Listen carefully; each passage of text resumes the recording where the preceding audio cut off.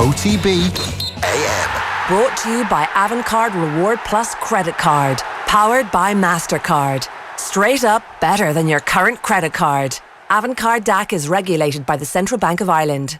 It's 7:30 on this Thursday morning and you're very welcome along to OTB AM. Thursday means shot clock, means Kieran Donaghy. A very good morning to you.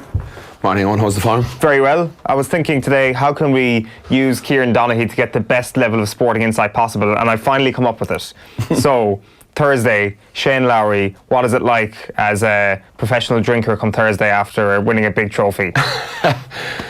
Look, for him now, it'll actually, these two, when I say for him, I've won the experience of winning in All-Ireland. I think winning an Open Championship is slightly a bigger deal, and you're kind of all by yourself, whereas with a team you can kind of, you can kind of veer off and you can kind of get lost for a few days. There's loads of fellas to take care of and that stuff, whereas probably everyone's looking for him right now. But I'm sure, hopefully this morning, maybe tomorrow morning, he can just actually enjoy a few hours, maybe switch the phone off, have a bit of breakfast with the missus and Iris, his child. So, I think he can kind of settle down and just try and appreciate that what he's just done, appreciate the love that he's gotten from the country, because he always shares in other people's success in sport, and he always, he's a real eye for Irish sport. I think that's reciprocated then by everybody towards him. We see that he's into, whether it's Michael Conlon winning a boxing fight or whatever sport is on, he's tuned into it, and he's been down at Munster football finals, he stayed in Kilkenny, gone to Fitzgerald Stadium, took in that experience. He's been to obviously every other kind of venue with them kind of games as well. So I hope he just gets to kind of just have that few hours of madness, because he can't run away from it, because he's got, he'll have so many commitments on. But the Thursday is nice. Might be able to go for a few maybe quieter pints somewhere this evening, but even that'll be hard for him. He's looked fresh as a daisy every single day. He's done very well. Yeah, he's been he hasn't been tired and emotional in any interview. No, absolutely not. Far from it. He's got to get massive credit for that, because.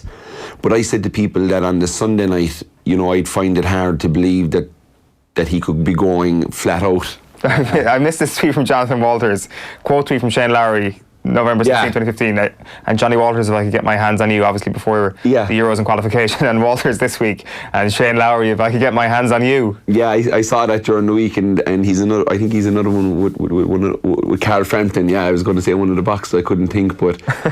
That's very good. Like that's all of his comments towards people when they've done well, and of course they're all straight back onto him then when he's done well. But for him, it's going to be a busy few weeks, but what a great few weeks. And I think there'll be a bit of pressure because you're Open champion. I think he's well able for it, and I think he'll have to realise that. You have days like that in Croke Park or on a golf course where everything goes for you and you play out of your skin and the crowd will kind of drive you forward. And then there'll be days where it's not working for you and you're not playing well. But I think we all know that he kind of struggled last year, and some of them interviews that I listened back to with Joe and Off the Ball at the time were tough, and he was struggling with his game and he was struggling with confidence, and I think he'll never have to struggle with confidence in a way that he'll always know that he was there and he was able to do it and he was able to hold out against, that weather on Sunday. That's broken fellas before. Fellas with, more experienced than Shane have fallen at that kind of hurdle where you're on the last day and the weather's gone wild in an open and fellas shoot 82s. I think Rory shot an 82 one year. It's really...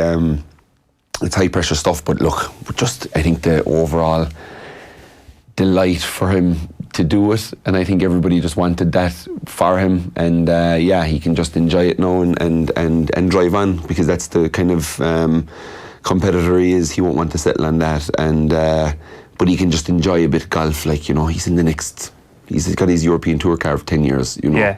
He's got his US card for 5 years. He's got into every major for the next 5 years. It's unbelievable. it's easy for us on the outside to say about somebody like Shane Lowry or any sports person in general that how could that person have a crisis of confidence because they're so good at their sport, they've made it to the top. Who cares if they're a major winner or not? But when you're actually on those tees, when you have the club in hand, of course there can be a crisis of confidence. Like we speak from such an alien position. We really don't understand that psychology. Yeah, I kind of went at somebody on Twitter the last day that was kind of, slagging off McIlroy or whatever for kind of choking, and I was kind of like going, doesn't matter how good you are, how much money you have, when you stand up in front of the first tee and you have all that weight of expectation of your local people, I don't think it's a choking thing. I just think it's a guy who gets nervous and makes a bad swing and all of a sudden walks off with a 4. I think it's, he's a sports person. He's supposed to be able to be bulletproof. He's supposed to not have any nerve. He's supposed to be above all that.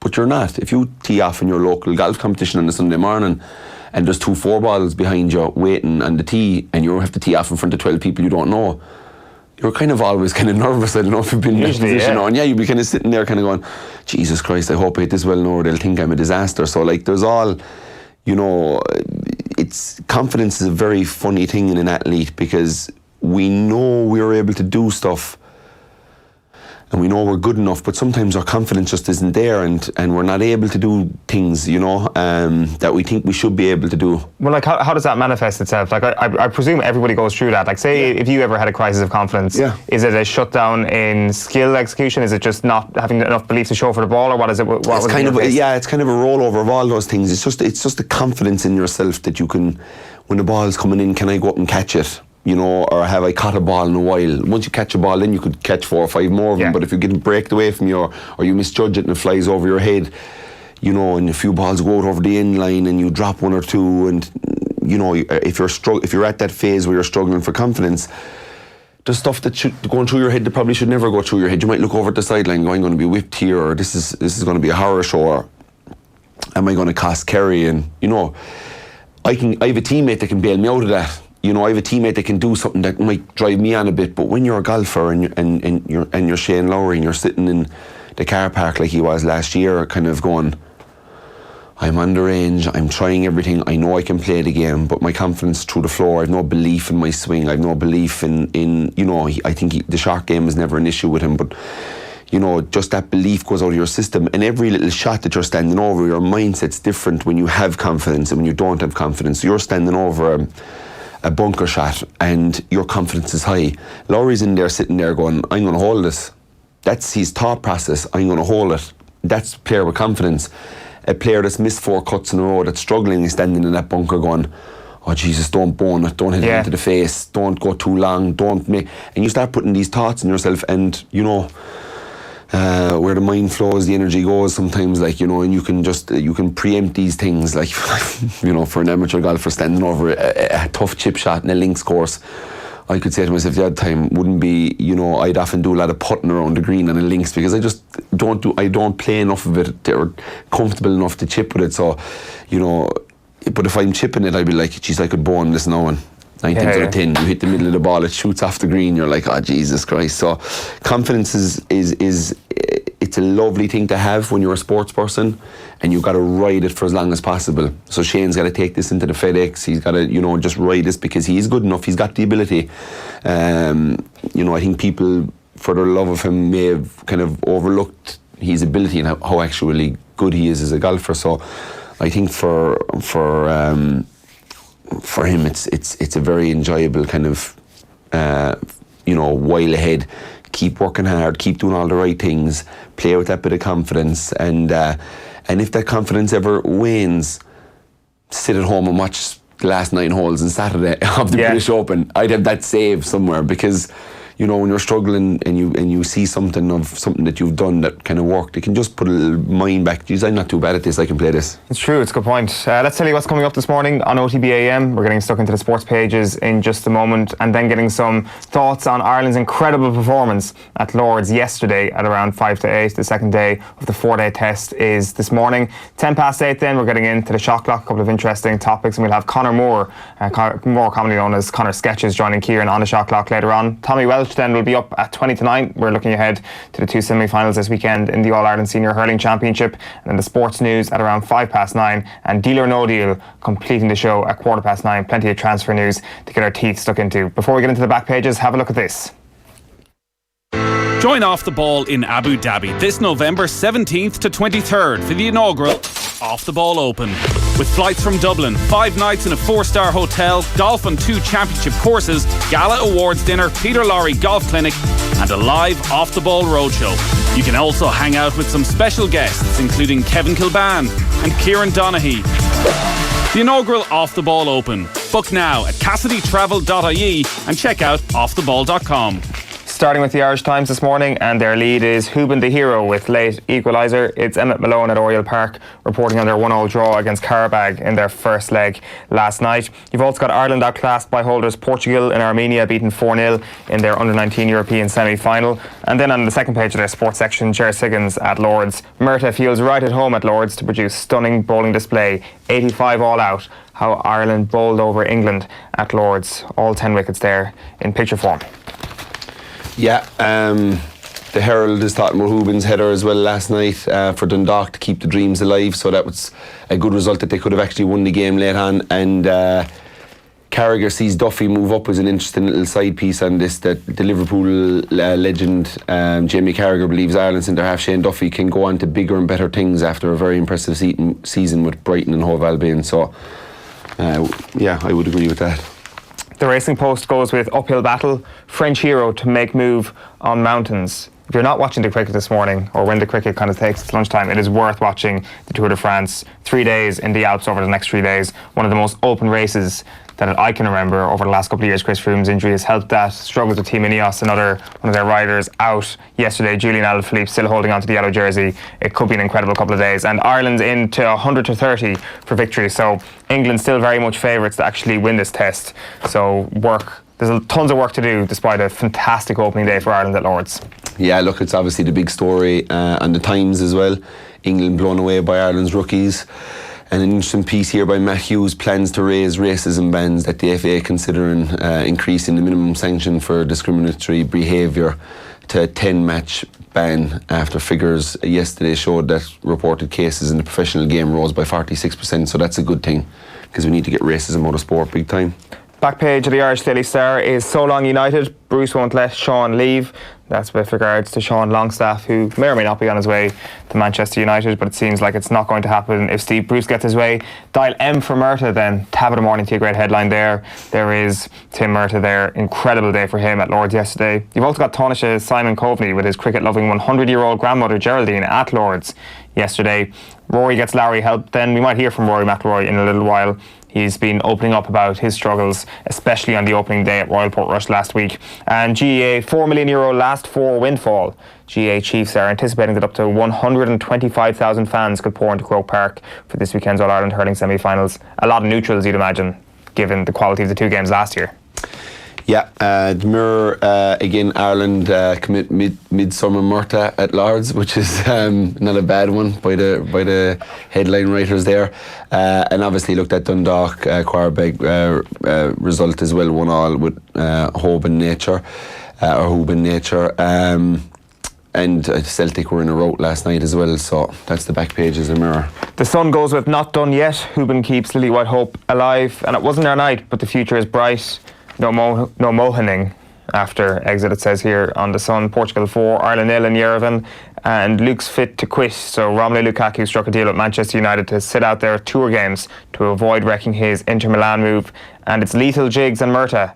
So here's Tim Murtagh giving England the mother of all World Cup hangovers.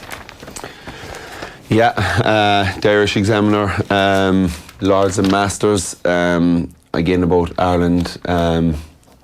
It just goes to show you, doesn't it, about attitude in sport. I'd say the English boys turned up yesterday just thinking this would be a bit of a walk in the park, and then 100%. They couldn't switch on the old light switch that you try and find. It's like when you're trying to go to the toilet at night time after a load of drink and you're in a hotel and you can't find the toilet. That's what it's like. That's what it's like trying to find the light switch when you aren't tuned in at the start of any sporting moment. So that just goes to prove. And then there's at the top of this, it's Fitzgerald factor. What are you laughing at on that? You've been there in the hotel room, haven't you, around the place going, I need to find the toilet light. Mostly end up not switching it on. Yeah, okay. And then, yeah, are you accurate, yeah? Fitzgerald factor, would victory on Sunday eclipse 2013 final as Davies' greatest success? So do you agree with that? No, I don't. No. If he goes on and wins the All-Ireland with Wexford, it might. But even still, that was Clare. That was, you know, what he's all about, isn't it? Yeah. Really. So I don't think there'd be. I don't think it'd eclipse it. If they went on and won it, it'd be a huge story. It'd be a rival story, I suppose. For sure. Back page of the Irish Independent is England left bowled over as Murtagh lives dream, and Lowry's success can inspire Ireland in Japan, says O'Driscoll. So Brian O'Driscoll speaking yesterday, believing that Shane Lowry's heroics at the Open can inspire Ireland's Rugby World Cup hopefuls in Japan. You look at it and go, that's brilliant. We completely bat above our average, to use cricketing parlance, since we seem to be doing that at the moment. It's a real lesson for everyone. So to hear someone like Shane say, I can't believe I've managed to do this. He's climbed his Everest, and yet he wasn't sure if he could. So what message does that send to anybody who maybe doesn't fully believe in themselves or in how far they can achieve or how far they can go? So that's interesting quotes from him, perhaps suggesting that do the Irish players actually believe that they can go this far? Maybe they can take a look at Shane Lowry. And Tier 2 Football Championship proving a hard sell in Leinster. This is Martin Brehony's story with quotes from Jim Bulger. It's fair to say reservations are being expressed amongst our counties. Some are looking for tweaks, says the Leinster Council chairman. This is something obviously that you've spoken a good bit about, Kieran, in terms of a Tier 2 championship, but in the specific case of this John Horan proposal, or proposals when it comes to these two things, it does seem like the Tier 2 championship isn't coming from the right place in the GAA's mind. It does seem like people, they're saying, well, you wanted a Tier 2 championship, you can have your Tier 2 championship, but not actually thinking to themselves why we should actually be doing this. Yeah, I think there's huge pros and cons to this, obviously. You know, I think they do really have to. I think they should go, when the GAA are making a decision like this, you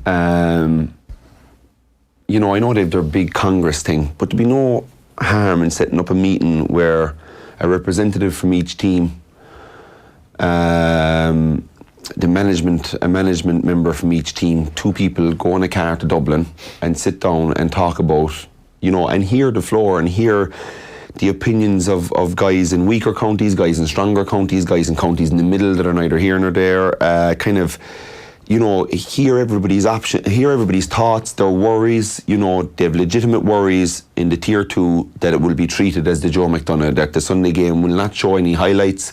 You know, and I know there's kind of stuff in there, but it has to be sold more concrete to them. When you're trying to do something like this, you know, I always think you should go and tell the players the idea first and get any of their, like you've gone to your committee, they've come back with the proposals, then you meet a representative and a player and a manager from each of the counties, or a player and one of the management team from each of the counties. Everybody goes into a room, we put up the proposals in detail, talk through them, talk through the pros and cons, and get feedback from the floor. And there could be little tweaks in that feedback that could go, well, actually, we didn't think of it from that angle. You're in it, you're the ones training your arses off, you know what should be done to improve this, and what, you know, and kind of it feels a bit rushed through. It feels like, you know, it feels like that it's been pushed through a small bit, kind of, as you said, kind of, look, there's our Tier 2, take it now. And but I think there could be just a small bit more done. This is a big decision for a lot of players. This could be players kind of going in the Tier 2 going, I'm going to enjoy this is going to be good, we're going to compete with teams of our own level, we're going to go on and try and win this competition, we're going to go up into the Sam Maguire like Carlo did this year, like Laois will do next year, with a bit of confidence, kind of bit of belief, and you know, they'll figure that they'll be able to compete against the best teams a bit better at the moment. But then there's the other side of it where they mightn't get any big games, they won't be on TV, you know, they're not getting that big day out, and I know that big day out is probably a 25-point hammering from Dublin or from Mayo or one of these teams, but it's still a big day out. They see it as a big day out, which I wouldn't be overly sure of. You know, I'd prefer to be involved in a competitive game where I'm trying to win something and I feel I can win it, whereas I think a lot of these teams that go out against the real top teams kind of know that the writing's on the wall in essence. But it's something that, you know, the players and the GPA and the CPA should be just brought in this before there's something that goes to floor to Congress, which is, you know, I can't talk too much about it because I've never been to a Congress, and, you know, from what I've seen, it wouldn't be high in my list of of things to go to, because I'd say it'd be frustrating for me how it's done and how it's kind of nearly agreed beforehand on all these motions. I'd say there's a bit of eye winking and stuff going on. So yeah, it wouldn't be something that I think they should go to the players and representatives from all counties and get a good feeling from where they're coming from. Yeah, for sure. And it'll be interesting to see if there is actually open debate and who they actually go to before this winter's Congress. You've got the Irish Daily Mail this morning. The Daily Mail, Lords and Masters, shock and awe as Ireland humiliate England in their hallowed home, which couldn't have been easy. And a small one here by John Fallon, Kenny backing All-Ireland Football League plan. So I like the looks of this. Stephen Kenny in favour of All-Ireland League, but feels the government must first pump significant investment into stadium infrastructure to maximise the concept. But it would be good, wouldn't it? I think with throwing a few of them teams, it'll certainly spice things up and bring a serious atmosphere to some of the games. But might just, if their side of it got into it, and obviously the league down here the League of Ireland got into it, I think it could be something that could be good. Well, if the promises of big prize money actually turn out to be true, then I see it a win-win-win, because no question about it, it would be a better league. But if you're ultimately going to lose one of your European places, which is a huge money spinner for these clubs, then it's not worth it unless you can stump up big money, which Lucid is actually promising to come up with. So it seems like it's all guns blazing in this. And if you've got someone like Stephen Kenny, who knows Irish football inside out, supporting this, that's a huge endorsement for it this morning. The Daily Telegraph then, finally for me, goes 85 all out. England slumped to one of their worst totals on home soil against an Ireland side playing their third test. It's pretty sweet to read that on the front of the Daily Telegraph sports section. And Jeffrey Boycott saying England were in one-day World Cup mode. They played like it was just a practice match. Yeah, we talked about it. The Guardian goes with England humbled.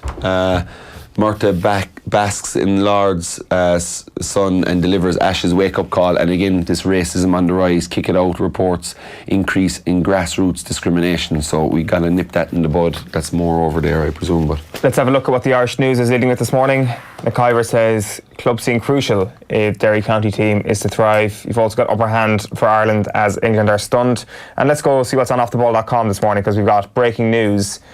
Adare Manor to host the 2026 Ryder Cup. This had been in the pipeline for some time. The rumour had been out there, but confirmed this morning that Adare Manor is going to host the Ryder Cup in 2026. You played there, Kieran? I did.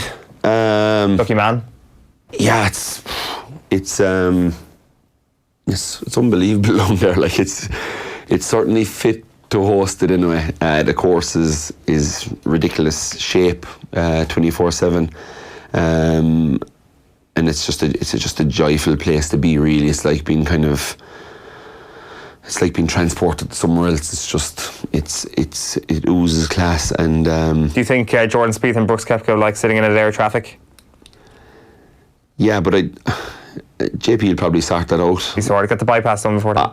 I would say that's probably on the agenda. And yeah, it's good news for me anyway, for my drives up and down with work, both media and PST, that I'd be able to skip by Adare, because it is a constant kind of like 20-minute delay going both ways. I know it's supposed to be a brilliant course. I should actually say we're expecting confirmation of that this morning. I know. It's not actually confirmed there. I misspoke there. So we're expecting confirmation at 10 a.m. this morning. So great course. Great to see it back in Ireland again.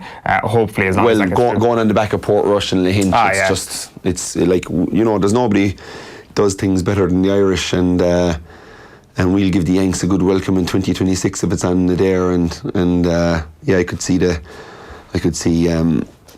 be serious buzz down there with the when you're throwing Lowry and McIlroy and these guys into it. It'll be some fun, in fairness. Let's have a look at Gaelic life.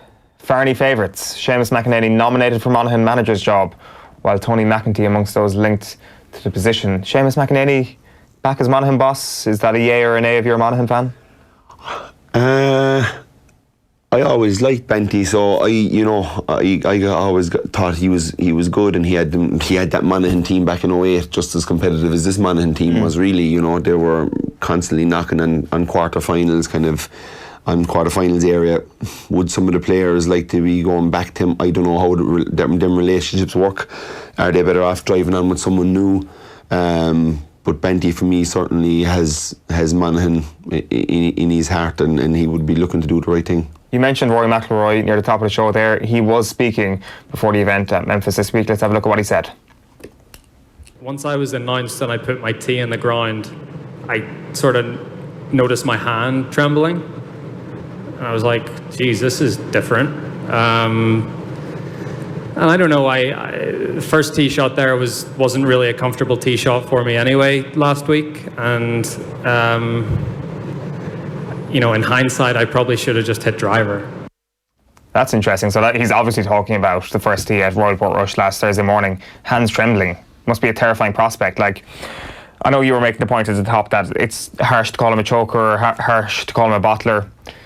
Is that not what that is? Somebody who manages to allow that to get to him. Granted, I will never ever experience what that's like, or anything close to that. So it's hard for us to speak on the outside. See, not many of us. There's very few in the world. I don't know what the equivalent is for Tiger, but there is no Portrush in America where Tiger's teeing it up, and everybody he's probably ever known in his life from that area was around that first. And Rory would have known that. He would have seen all the faces. He would have walked out there and felt that kind of, let's go, you're our man, let's win. You got to win on our course. It's your course, you should win.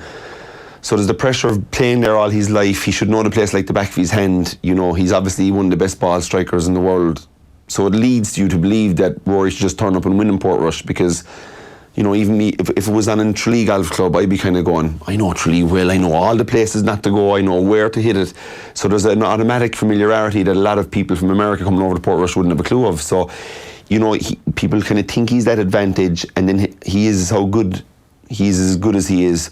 So he's got all that on top of it. So, but when you put the ball in and your hand is trembling coming away from it, it's not a choke. He's just nervous. You're allowed to be nervous, and sometimes when you're nervous, you might make a mistake. And in golf, it's hugely punished, that one mistake, that one bad swing, that one fraction of a second that you don't get your hips into the ball, or you get your hands or your wrists too much into the end of it, and you're hitting a hook out of bounds, and you're walking off with a 4. Like, the fact that he was still around 4 over going on to the last hole, in my eyes, he was after doing a great job. Now, the last was a disaster because he missed the putt at the end, and that little sharp putt that he was just so frustrated with at that time ended up costing him making the cut. But, I felt for him, because it's just horrible for a sports person to be in that position where, and it's very distinctive in golf because it's only you, as I said. It's like not me going out in an All-Ireland final. I'm nervous, but Jesus, this fella can bail me out, and that fella out there can have a great game, and I can get away with not playing well. You can't do that in golf. This is you in front of your own people, in front of the world watching, and you're trying to smack this little ball out the middle of a fairway that you've done thousands of times in Portrush before. But there's stuff going on in your head that, I guess that the sports psychologist will tell you there should be a place you're able to go to zone all that out. I really don't know what that place is for McIlroy in that instance, in front of his own crowd, on his home course, being one of the best golfers in the world. That must be a horrible place to be standing there knowing you're that nervous. I think any amateur golfer that's ever hit a golf ball in a club competition, in a playoff or anything like that, even in a 4-ball when there's nobody watching, you're standing over a 4-ball, like in the 18th, you're kind of going, I have to hit a good one. Yeah. And sometimes you don't hit a good one. Did you choke, or was it just you got ahead of yourself, or you didn't get around it? Like, it's just that word choke for a sports person. I think it's like a choke is like a 98% free throw shooter that misses 2 free throws to win a game. Like, that's choke because, his free throw shooting is excellent. So you should be able to make them all. But a golfer, there's just so much that goes into it. And it's such a game that goes on here all the time. So I don't think that they kind of choked. They just, it would have been just that one bad swing. And next thing he's kind of walking down the fairway going, I'm out of bounds. He probably was, to be fair. He probably was. He was like saying, oh no, I'm out of bounds, I'm in trouble. Next thing you're kind of going, Jesus Christ, am I going to get a 7 or 8 here? What's that mean for the tournament? He was back to 2 over, like walking off the 9th which would have been unbelievable. I think if he'd have held that out and finished 2 over, it would have been like, right, I got through that nightmare. And now I can go attack it for the rest of the week. Whereas, you know, the 18th obviously was a disaster and probably killed him actually more than the first hole, I would say. It's true. So it was interesting to hear from him there yesterday. I still maintain that if you're on your home course with an iron in hand and you shoot out of bounds, it's not on the level of a 98% free throw. Missing 2 free throws to win a championship, but there is a lot of things in place here for Rory McIlroy to not shoot the ball OB, in my opinion. But perhaps that's an argument for another day. There will be plenty of arguments in the Shock Talk this morning. It is 8 o'clock on this Thursday morning. You're watching or listening to OTBAM, the sports breakfast show from Off the Ball. OTBAM is sponsored by Avantcard, powered by MasterCard, and the Shock Talk is next. First though, we want you to have a look at this. So Dundalk, of course, drew 1-1 with Carabag last night, and as they tried to qualify for the third round of the Champions League, 15 years ago, Shelbourne did just that. They were drawn against Spanish giants Deportivo La Coruña, and a documentary with Stewie Byrne and Owen Heary on that run is now available to watch on YouTube, as well as our social channels and on offtheball.com. Here's a taster. You set your goal at the start of the year is to win the league, and I remember the previous year when you see other captains, you know, lifting the trophy, you know, I just sit down and say, well, that has to be us next year. Like every day felt like a trial, didn't it, sometimes? Yeah. The amount of players we used to get in the summer spell, like the players that would come back from England, you get players coming back from. Yeah, Brian Murphy came and trained with us as well. He was over at Man City at the time. That's right, I was actually going to say Man City, because we've got a couple of players from Man City. It's so many players, you say good players. They always seem to be midfielders. It's like literally every day you have a new midfielder on trial, and you think, geez, you're trying to tell me something here, Pat. But as I said, the training session, when I went into the match, and the training session was not always bad. Yeah. The referee got the worst of it, you know, with Eoin he got hammered more than anything because of the fact that everyone wanted to win the games, and there was no 6-0 games. It was always tight or 0-0 or 1-1, or you know, no one wanted to give up anything. I think he'd be going into the match down on a Friday all bruised and battered after the training sessions. Glenn Fitzpatrick. Yeah. Fuck's sake, came home. Placing a bet during the Galway Festival? Then look no further than Bruce Betting. New Irish accounts can enjoy a risk-free first bet up to €100. So if your first bet loses, we'll refund your stake with a free bet. Now that's giving you more. Bruce Betting. In-store, online, and now on your phone. Please gamble responsibly. See gamblingcare.ie. It's just gone 8 o'clock on this Thursday morning. You're watching OTBAM, and it is time for the Shot Clock. Kieran Donaghy in studio. We've got 4 topics and one guest. Our one guest is the one, the only Conor Moore. Conor sketches a little bit later on. This morning, though, we're starting off with GAA rules. What have you got, Kieran? Yeah, so look, just this black card on is bugging me big time, right? Because it's not fit for purpose. The sin bin that's coming in whenever is not fit for purpose either. These are things that are brought in for cynical play, but yet we're losing guys to black cards after 10 minutes. We're losing guys to black cards after 20 minutes for a foul out here when they're defending this goal. You know, a foul that isn't overly cynical. It's not a rugby tackle. You're not hauling a guy completely to the ground. There's little trips, there's falls, there's small things that are getting guys black cards. And what happens to, we'll say the Reds are attacking and they're losing a game late on, and the Blues are starting to retreat to get all the pressure on. And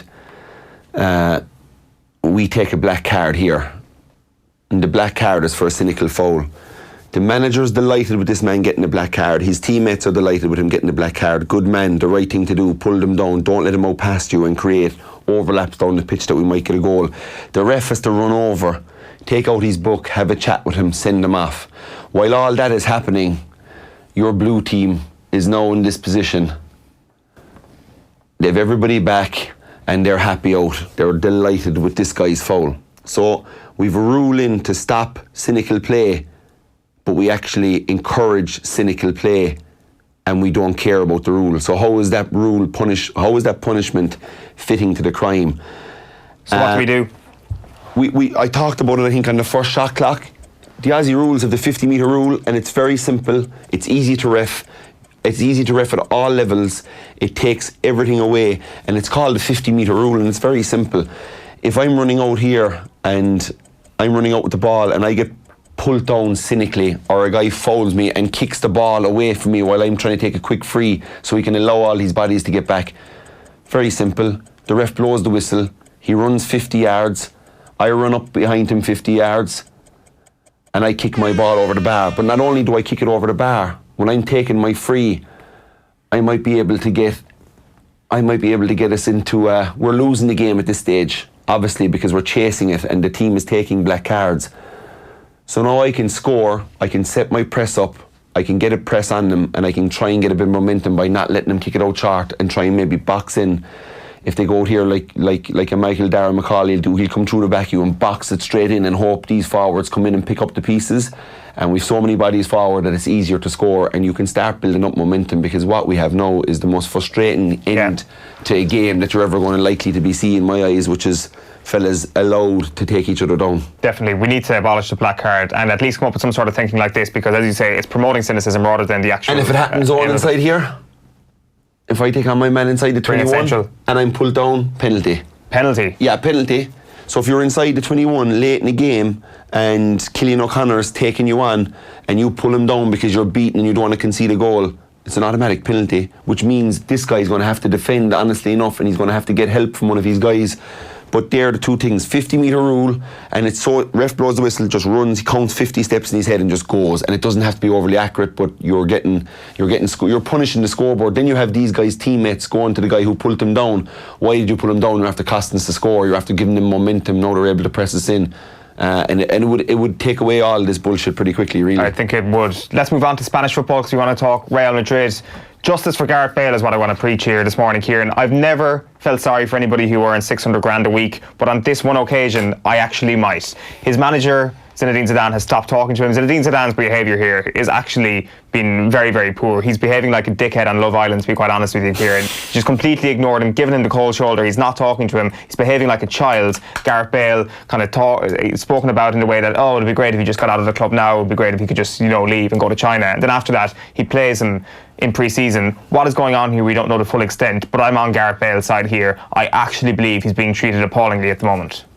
Yeah, you can say that he's been treated appallingly, but I think this conversation would have happened with Zidane probably in a private setting where they'd say, look, Gareth, it's time to kind of go your separate ways. And I can see, I think Zidane's comments are a lot aimed at Bale's agent as well as Gareth Bale, because I'd say he would have had this conversation with Bale. And all you want from a manager, in my eyes, what there's two things for him here to say on is not say much at all in the outside media to apply the pressure, or don't say anything to Gareth Bale, and Gareth Bale to be there for the next 2 or 3 years under his stewardship, and he doesn't want Bale and he doesn't play him and he ignores him. That's a miserable place for a player to be, whether you're a GA lad that's not been fancied by your manager, or whether you're Gareth Bale on 600 grand a week not being fancied by your manager. It's still the same thing. You're still feeling very down about it. You still can't get into the team. And to be honest, I've had people over the years, oh, you're flying, you're going well, and next thing, I'm dropped for a game or something, and I'm kind of like going, well, one of the selectors told me I was going well last week, why am I being dropped now? Whereas I would have preferred that selector to say, Kieran, you're going badly, and if you don't up it in the next 2 weeks, you're going to be dropped. That level of honesty to a player is gold in my eyes, and I can go wait in and try and prove you wrong for 2 weeks, and if I know I'm not playing well, I know I'm going to be dropped. Whereas if you're telling me I'm going well, I relax, I'm doing okay, and next thing you get dropped. So I think he can kind of Zidane, it is harsh, and it is harsh the way he's coming out in the media, and you don't overly agree with that, but he's just trying to get the message across that, look, Gareth, you're better off going somewhere where you're going to play next year, you're going to enjoy your football, because you're not going to do it here. He's not saying, look, he's not being that kind to Gareth Bale, not a chance. He's a club legend. He knows exactly how to manipulate the local media in Spain. The Spain worship at the feet, Spanish media worship at the feet of Real Madrid and Florentino Perez and Zinedine Zidane. He can control the message he wants, and this is the message we're getting Zidane's message. Anyway, we're moving on to the NBA, Kieran. Yeah, the Clippers unveiling last night of Kawhi Leonard and Paul George was pretty interesting, I think. We had... Here's Steve Ballmer. Yeah. To say hello, it's Clippers to Paul and Kawhi. Come on! Come on! Come on! Get on! I can see Kawhi Leonard looking at this fella like, oh my God, this man is crazy. You managed to get a laugh out of Kawhi, which is an easy thing to do. Yeah, it isn't an easy thing to do, but yeah, I can imagine the conversation they had afterwards. He's so mad, this fella. That's why we're here kids who I am so excited to have. It's like he hasn't stopped shouting since the transfer was made. Tough. You watch them play, they're tough. I love the toughness. Look, to me, it's whatever about the unveiling, like, it's exciting for me to think about the Clippers next year. It really is. You know, I love their point guard, Pat Beverley. He's one of the hardest nosed guys, and he's just a guy you'd love on your team and you hate playing against. He's one of those. He's a Ricey McMenamin one. Injury prone. He's injury prone. As Kawhi Leonard. Like, you know, he'll be minded, and I think they'll be strong enough with Paul George as a genuine superstar. Especially, he's gone under the knife as well. Yeah, I'm worried about the Clippers injury-wise, Kieran. You are? Yeah, big time. I think we need to hold out and wait to see this team at the end of the 82-game season. Oh yeah, but like, I know this team at the end of the 82-game season, if none of them are injured, they're going to be legit. You know, I can't say that, Paul George isn't going to go down with a shoulder or an ankle, and obviously the Clippers aren't favourites then, but if they can go in with everybody fit, I think they're the favourites to win the championship. I think they could be favourites ahead of the Lakers to take the 1 seed in the West, but to actually win a championship. Granted, Kawhi is coming over after having done that exact thing, but we're forgetting about the parts around him in Toronto as well, just because they aren't as big name as Paul George. Like, the last thing we saw from Paul George last season was him flailing over Damian Lillard's buzzer beater. Yes. Like, granted, okay, that's only one moment. And it was a reckless shot by Damian Lillard. It's not a shot you're expecting a guy to take step back three from that deep. Certainly not. But like, you look at LeBron, you look at Anthony Davis, you look at DeMarcus Cousins, like, where is the Clippers' rim protection? For example, if this comes down to a Game 7 in the Western Conference Finals, who am I backing? LeBron and two big men who are absolute all-time greats, or am I backing Kawhi and Paul George? You're talking about injuries a minute ago now, and you're including Boogie Cousins here now. Use whatever argument I want to suit my own. I'm backing the Lakers in that to win the West this year. Okay, we might have a little shot clock wager on this. I would think. What, 20 euro? Yeah, €20. Lakers to win the West. Well, yeah, okay, you got Lakers to win the West, and I got Clippers. Okay. We're moving on because Rockets. They're actually favourites according to some people. Oh yeah. Let's move on because we want to talk about the start of the Earwigs. It's 10 years next week, I think, since that famous game in 2009. It throws up a load of happy memories, but also kind of an important talking point here, because really this was one of the seeds that was required for Dublin to actually go on to the next level, to go on to a level that we've never seen from an inter-county team ever before in this sport.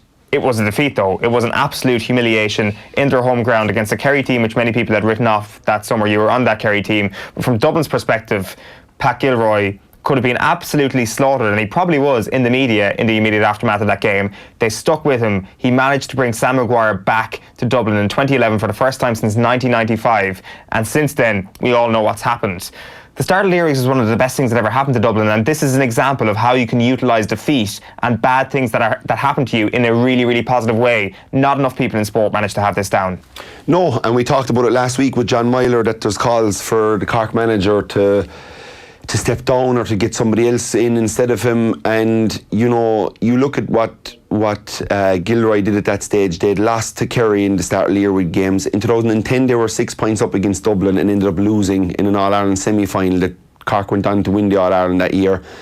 And in 2011, you know, it all turns in that last 15 minutes of an unbelievable All-Ireland final. And what the Dublin team learnt in that 10 minutes was they learnt that, you know, they're never going to be beaten at that stage of a game again, which they haven't been since. Any time that they've been in a kind of a level game with 10 or 15 minutes to go, whether it be against Kerry, Mayo, Tyrone, they've always been able to pull it out. So that game in 11 gave them so much confidence as a squad. It gave them the belief that they can go on and win All Irelands. And Gilroy has got to get a lot of credit for where this team is. Of course, Gavin has come in and taken it on another level. But Pat Gilroy and the job he did with that team, considering the two massive, and if you go back to 2008 and you look at the Tyrone games, like, they're massive body blows for this Dublin team. And go back again to 2007 where we beat them in a Titanic semi-final when the game is level with 4 or 5 minutes to go and Stephen Cluxton's coming out of his defence and miskicks a pass, and we intercepted it and go down the pitch and take the go-ahead point. So you look at 2007, 2008, 2009, 2010, 4 years where Dublin must have been like, oh my God, this is never going to happen for us. In 2011 they get over the line and they haven't looked back since. So it's certainly huge learnings for teams out there, that if you think you've got the right guy in charge, don't bow to public pressure, don't bow to anybody else's thoughts on it. If you've got the right guy in charge for that team, stick with him, and he could win you in All Ireland. And Cork hurlers with John Myler could be in that position in a year or two. For sure. We're moving on to our guest this morning on the Shot Clock, and Kieran, we've got a very special guest, a couple of guests I'd imagine, all wrapped in one body. Yeah, no, Conor Moore is going to join us live this morning. He's in good shape. He had a night off last night, but might have been a bit of a build up to it over the last few days. Conor, how's the farm? Are you there? I am indeed. What's the crack, lads? Not too bad, man. Not too bad. Just, I suppose, firstly, thanks for coming on. Thanks for jumping on Shot Clock. How's life treating you since you and your partner Kevin Holland from Drew's Golf beat me around the golf course in Doonbeg there a number of weeks ago? Not joking, I haven't stopped drinking and celebrating since. Spending all my money. I tell you, and I said to the lads, I was playing with the boys from off the ball the day before, they actually said to me, they seen me play golf, they said, if you beat Donaghy, we'd nearly have to sack him the next day. He'd be that embarrassed. I was brought in for a meeting, trust me. You're supposed to be the sports star. Yeah, I know. The Pro-Am down in Lahinch, tell us how much you enjoyed it and enjoyed the experience of it. It was just unreal. It was class. Like, it was better than I even expected. Like, you were going down. I thought I'd be kind of more nervous nearly, although you gave me a good bit of advice down in Trump. Remember when I hit my first shot and I went mad right? And you said, tomorrow, no, you have to have a backup. If you hit a bad shot, you have to have a backup. You have to make sure you don't make them left or something. And it got me thinking then. I was like, what will I do? So I ended up scuffing the first tee shot, and there was a load of girls there because we were playing Niall Horn. Big crowd there in the whole lot. And my parents were there. I scuffed it 100 yards in front of me, and I just went, and the crowd went wild. And I was like, yes. I was like, good man, Donny. Yeah, okay, I bailed you out of that one, but it's a good buzz going around and actually hitting golf shots with that bit of pressure and people watching you and stuff. Did you find it? Were you like Rory McIlroy above in Portrush? Did you have the shaking hands? Was your hands a bit shaky on the first tee? Do you know what? They weren't even. I really enjoyed it. I was more like Brooks Koepka. I just concentrated a bit more when the pressure was on. I know, like, I hit some good shots and I hit some bad shots, but when you don't take it too seriously, at the end of the day, you're an amateur, like, and that was the crack of it all. Like, James Nesbitt was there with us. Like, even the pro hit a couple of bad shots as well. Like, so we weren't getting too bogged down in any of it. You took my other piece of advice. You went for a pint beforehand. I went for 2 pints actually. That was the best. That's another bit of advice I gave him. Have a few drinks. Next level. I had the Jimmy Nesbitt in the clubhouse before we went out. And so maybe that's why I wasn't feeling too nervous. Yeah, the Dutch courage. Yeah, added on to what happened the night before, I'd say.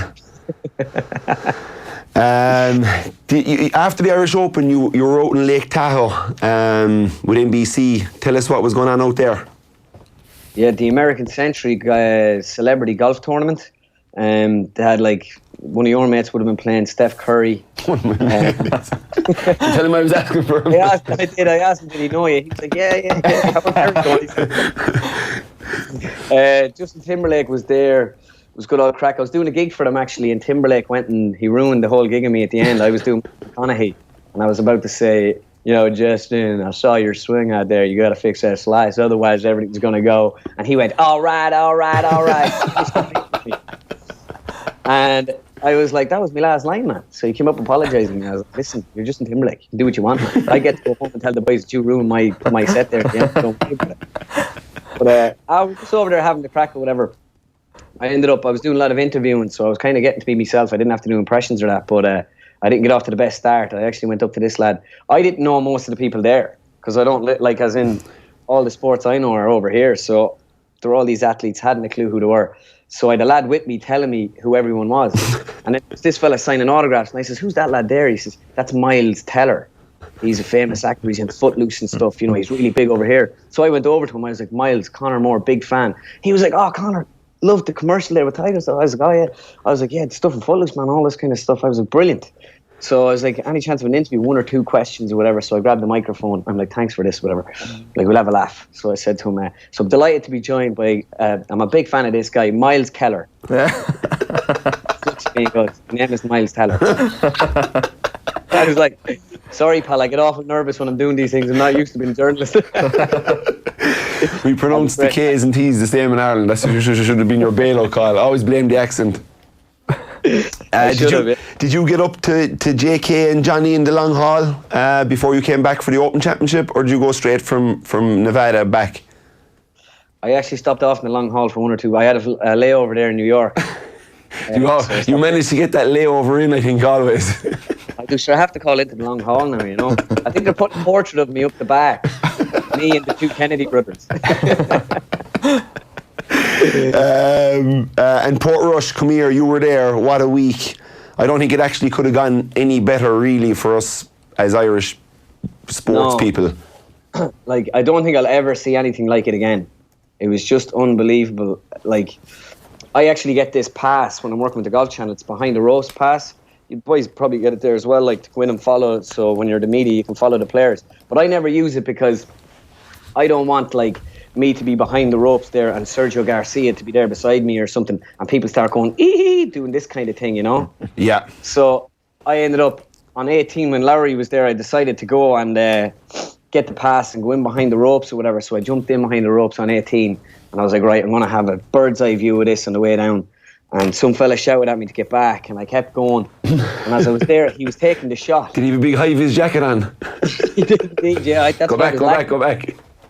And as Lowry took his second shot into the green, I was like, this is brilliant. I'm going to get right up beside this. And then I turned around, and about 5,000 people came running down the hill, and I got caught in this stampede all the way. It was funny, like there was a lad actually doing the scene from Braveheart, where when Sheahan was taking his second shot, they were begging him to stop. So your man was like, hold. And then as he took the shot, your man goes, no! And he just ran straight towards him. It was unbelievable. But I tell you, couldn't happen to a better fella. Like in the last couple of days in Clare and everything, man, it was just insane. I don't think we'll ever see the likes of that again. Not for a long, long time anyway.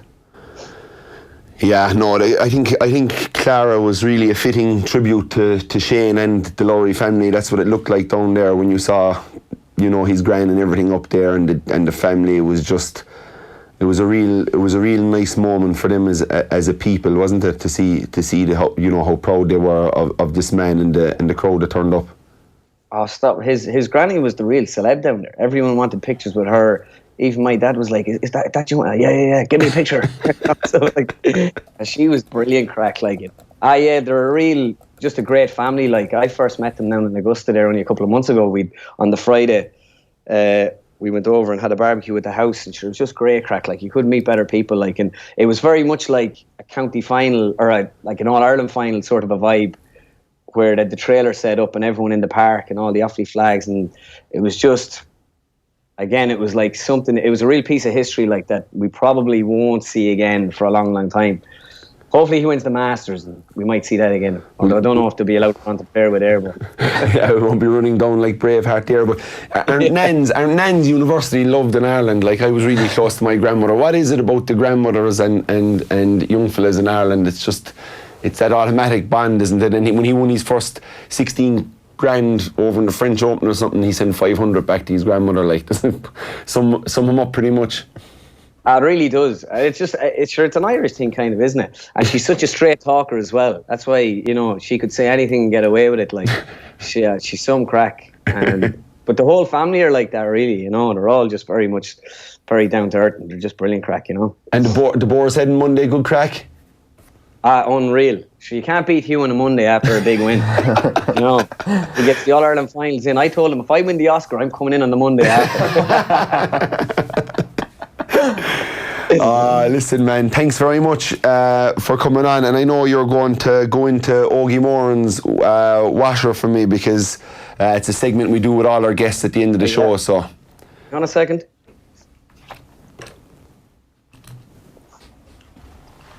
Kieran, put me in the washer, pal. You know I want to be in the washer. Put me in the washer. I'll put you. Absolutely great crack, so it will.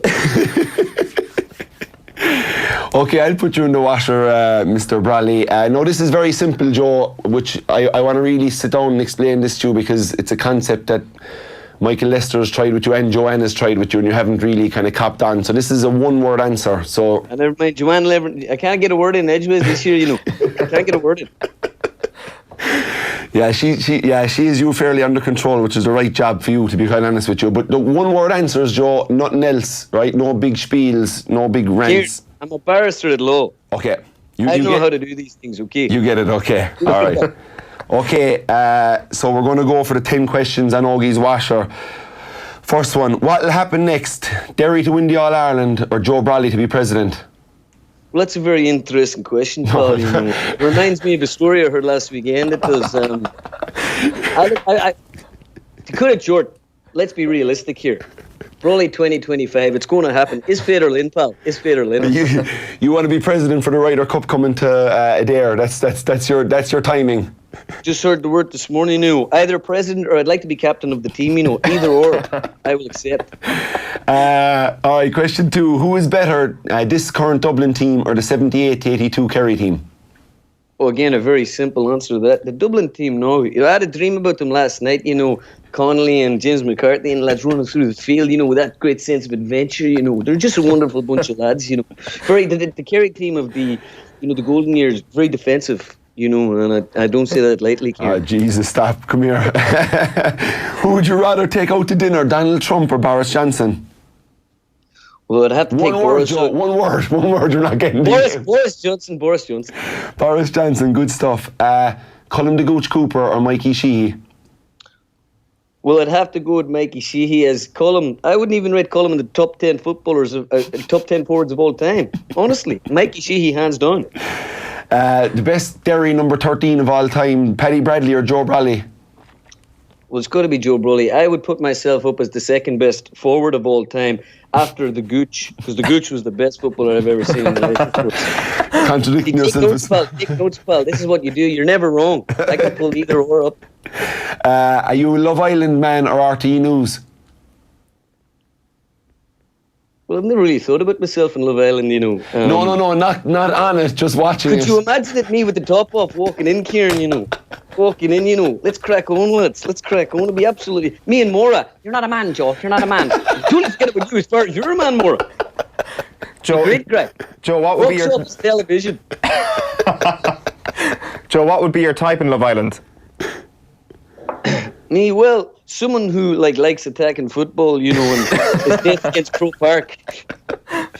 You know, who sees the game the way I see the game. Who's going to win Love Island? Well, I hope Maura, you know, and the new Irish lad has gone in as well, unless he went out in the last couple of days. I haven't seen it in a few days. I've been on the beer. Yeah, but, they're all still there anyway. Oh, they're brilliant. Well, I hope your man wins it with the big pectorials. He's a good lad. As a fellow pundit, who would you prefer, Pat Spillane or Colm O'Rourke? Pat Spillane or Colm O'Rourke? You know, Pat's an acquired taste, you know. But myself and O'Rourke are thick as thieves. I'd have to go to O'Rourke. Spillane's like a pint of Guinness. Oh yeah, it takes a while to get used to it. Croke Park or Casement Park? Well, again, Kieran, that's typical, you know. Of course, Casement Park. Croke Park, you know, don't get me started on Croke Park, you know, and the absolute disgrace they've made of everything this year, you know. It's a total disaster, you know. I could go on and on and on here. Casement Park. Although, you know, there's nothing but weeds in, like, you know, the building. Yeah, you need a right half back to win a game for your life. Who'd you go with? Paddy O'Shea or Tomas O'Shea? Or Tomas, as you say. Tomas, I was going to correct you there as well. Tomas. I would have to go with the great Pio. You know, Tomas is a wonderful fella, you know, but after, you know, with the whole Dickie Boo thing, I think a lot of people lost a lot of respect that time. You wouldn't win the battle with that, you know. And lastly, we did a proper piece of analysis on Sky Sports, and we talked about the shot. Don't make me laugh, Paul. Don't make me laugh. We talked about the Shot Clock Championship tiered structure. What do you think of it, Joe? The tiered championship, or keep it the way it is? We've got it tiered, Kieran, right? I think we need 16 tiers. Every team goes to the final, right? We play all the finals in one day. Croke Park, bouncing castles and rainbows. Flowers everywhere, face painting. All the children can come and play. It'd be a wonderful occasion. Can you just imagine it? It's what the GA wider community needs. It's what it's all about. We got to tier the whole thing. And no one wins. Everyone gets a medal. Except the Dublin team get a bigger medal because they play it so well. You know, they're brilliant. So yeah. Tier it. 16 tiers, pal. 16, okay. We'll talk about that on our next latest championship review. You know, stay on all day, boys. I know, yeah. We're actually going to send you home, Joe. Here's the office, I'll knock you in, sure. I don't want the RTE crowd getting on to you, giving out you for being on with us, so I'll leave you go, Joe. Thanks a million for coming on. I'm not afraid of my employers, Kieran. I can do what I want. Listen, will you shoot off there and send Conor back in so I can say thanks to him? I will grab him here, pal. What story? Man, listen, thanks for coming on. Brilliant as always. I'll see you maybe down in Waterville in the next few weeks. I know you're down there soon, so we'll hook up then. But hope you enjoyed the week, and thanks for coming on Shot Clock. 50 a hole, yeah. I'm feeling confident this time. 50 a hole. Hold on, no. Off the ball's wages and NBC's wages aren't compatible if you're looking for €50 for $50 a hole. I'll have to have a chat with my employers here, I think. Get someone to sponsor you there. Owen's on a fortune. Listen, thanks a million, Conor, man. Enjoy. Thanks, lads. All right, Cheers. buddy. Talk. Okay. Great stuff there. Conor Moore, as always. You can follow him on Conor Sketches online. How much was that wager actually that you did lose a couple of weeks ago? Oh, don't talk to me. 50 quid, of course. It was tough. You know, I wasn't sure of the format. He was playing with a two handicapper, Kevin Holland, lovely lad, and yeah, it was kind of champagne scramble, and yeah, he was off whatever, he's off 14 or 12 or whatever, and your man is banging him out the middle, and he hit some unbelievable shots when the game was in the melting pot. And then that night down at the challenge in the Spanish Armada, we were trying to hit this green out in the island with these biodegradable balls, so you know you couldn't really know how far they were going to go or whatever. And about 16 fellas had shots and nobody got it, and it was a playoff. Then we picked a kind of sudden death. Then it ended up being me and him in the playoff. I had a shot actually very close. Your man steps up with the last shot of the day and nails it. And then he was out with, and that thing with Lake Tahoe, he was out with himself and Freddie Couples against Rocco Mediate and somebody else, and they were having some competition, and he nailed that shot as well with everybody watching. So he's obviously performer. Yeah, he's obviously clutch. Let's have a look at our predictions for this weekend. There are two big games in the hurling championship, which should be a cracking weekend of hurling. We'll start with Saturday, Limerick against Kilkenny. What way are we looking at this, Kieran? Kilkenny are dangerous in every respect of the world. Because TJ Reid wasn't on fire the last day, and there's loads more on him. Richie Hogan's coming back; he's an all-time legend. So I think this is going to be a good game. It's hard to look past. Limerick, but if Limerick are to be beaten, I think this is the game that they could come a cropper in, because of Kilkenny could just have one of those days, and TJ Reid could have one of those days, and the history of Kilkenny, and I think there'll be a massive crowd at both games, so the atmosphere will be electric. I'm just going to go against the grain and say maybe Kilkenny in a tight one. I think you're actually going to be correct in this one. I'm going with you on Kilkenny really? On this one. Yeah. Jeez, I would have stayed. If you were going to go with that, I really would have stayed with the safer bet in Limerick. No, Kilkenny for me this weekend as well. It's sometimes you just know. I don't know. Do we get carried away a little bit too much sometimes by the kind of lore of a team, that sometimes you've actually just got to think about it on an analytical level. Think about it with your head, and with your head, it's probably Limerick. But ultimately, Brian Cawley's managed to prove us wrong so many times when we get into just mental analysis. Yeah, like Limerick are unbelievable, and they've been unbelievable all year, bar that blip against Cork. They just look so good. They look so powerful. I love the way they're moving the ball through the lines. They're playing a real kind of, almost football style. They're more keeping possession rather than lamping it down to 50-50 contests, and it's very interesting the way they're playing. And but Kilkenny just have a crowd that are this good, that are going for two in a row for the first time in an awful long time. It will put that'll have a bit of pressure on it, and Kilkenny will be able to come in under the radar and kind of just try and upset the pie. And look, momentum will be huge in that game, and Kilkenny will try and get it early. And if TJ Reid is one of those days, they could do it. Definitely. I'm a traditionalist, Kieran, so I'm going for tip against Wexford as well. So I'm probably going to get one of these wrong. I think it's going to be a tip Kilkenny final, back to the good old days, as in like just a few years ago. So tip against Wexford. What way are you looking at this? Yeah, I think Tipperary as well. Although Wexford are very hard to play against, the way they play, they move guys. The half-backs are playing as half-forwards. The half-forwards go playing as half-backs. They're very interchangeable. Davies, obviously, a top class operator, and the way he has them going. But Tipperary will be ready to kind of prove that Munster final was a bit of a blip in itself, because every team has had one. If you look at it, like Wexford qualified with 3 draws and beaten Carlow, so they had a big win in the last day. So like it's momentum is everything, and I think Tipperary after shaking off that tough one to and they weren't overly brilliant last time out, but this is where surely they would have targeted. This is where Liam Sheedy would have been saying that this is where we're going this is the game that we kind of, make our stamp and put out into everybody's head, win a semi-final well and kind of go, we're going to be waiting for you in the final and we're ready. So yeah, I give Tip the nod on that one. A Tip Kilkenny final would be great as well, wouldn't it? Yeah, absolutely. Kieran, good stuff. That brings to an end the Shot Clock for this week. We're back again at the same time next week on Thursday. If you want to watch back any Shot Clock, any of Kieran's hot takes, you can get them on youtube.com/offtheball. We are getting deeper into the hurling now next, but before that, Nathan Murphy caught up with Jamie Carragher yesterday at the announcement that BT Sport will be available on Sky Sports next season. Here's Carragher talking Klopp. Klopp seems to have a good relationship with a lot of the former players. It's quite welcoming towards you, even though obviously at times, particularly maybe not last season but previous seasons, you would have had to been critical at times of Liverpool. Still seems to understand that you're this Liverpool legend and actually you deserve your place around the club. Yeah, listen, I think Jurgen Klopp's just very very good with the media, full stop, not just ex-players really. I mean, I've done an interview with him for the paper, and he'd come on Sky Monday Night Football early in his reign. I had to wait about 12 months to get him on, just speaking to the press officer, and we get him on different things. So it was he is good like that. I think the club in general, really, Liverpool, are quite good with the media, and listen, they get a lot of media attention, one of the biggest clubs in the world, but I think they certainly help themselves really, and I think that's only a good thing for them and the ex-players. But I think one of the reasons why the club at the moment will probably get on with the ex-players, because they're doing well.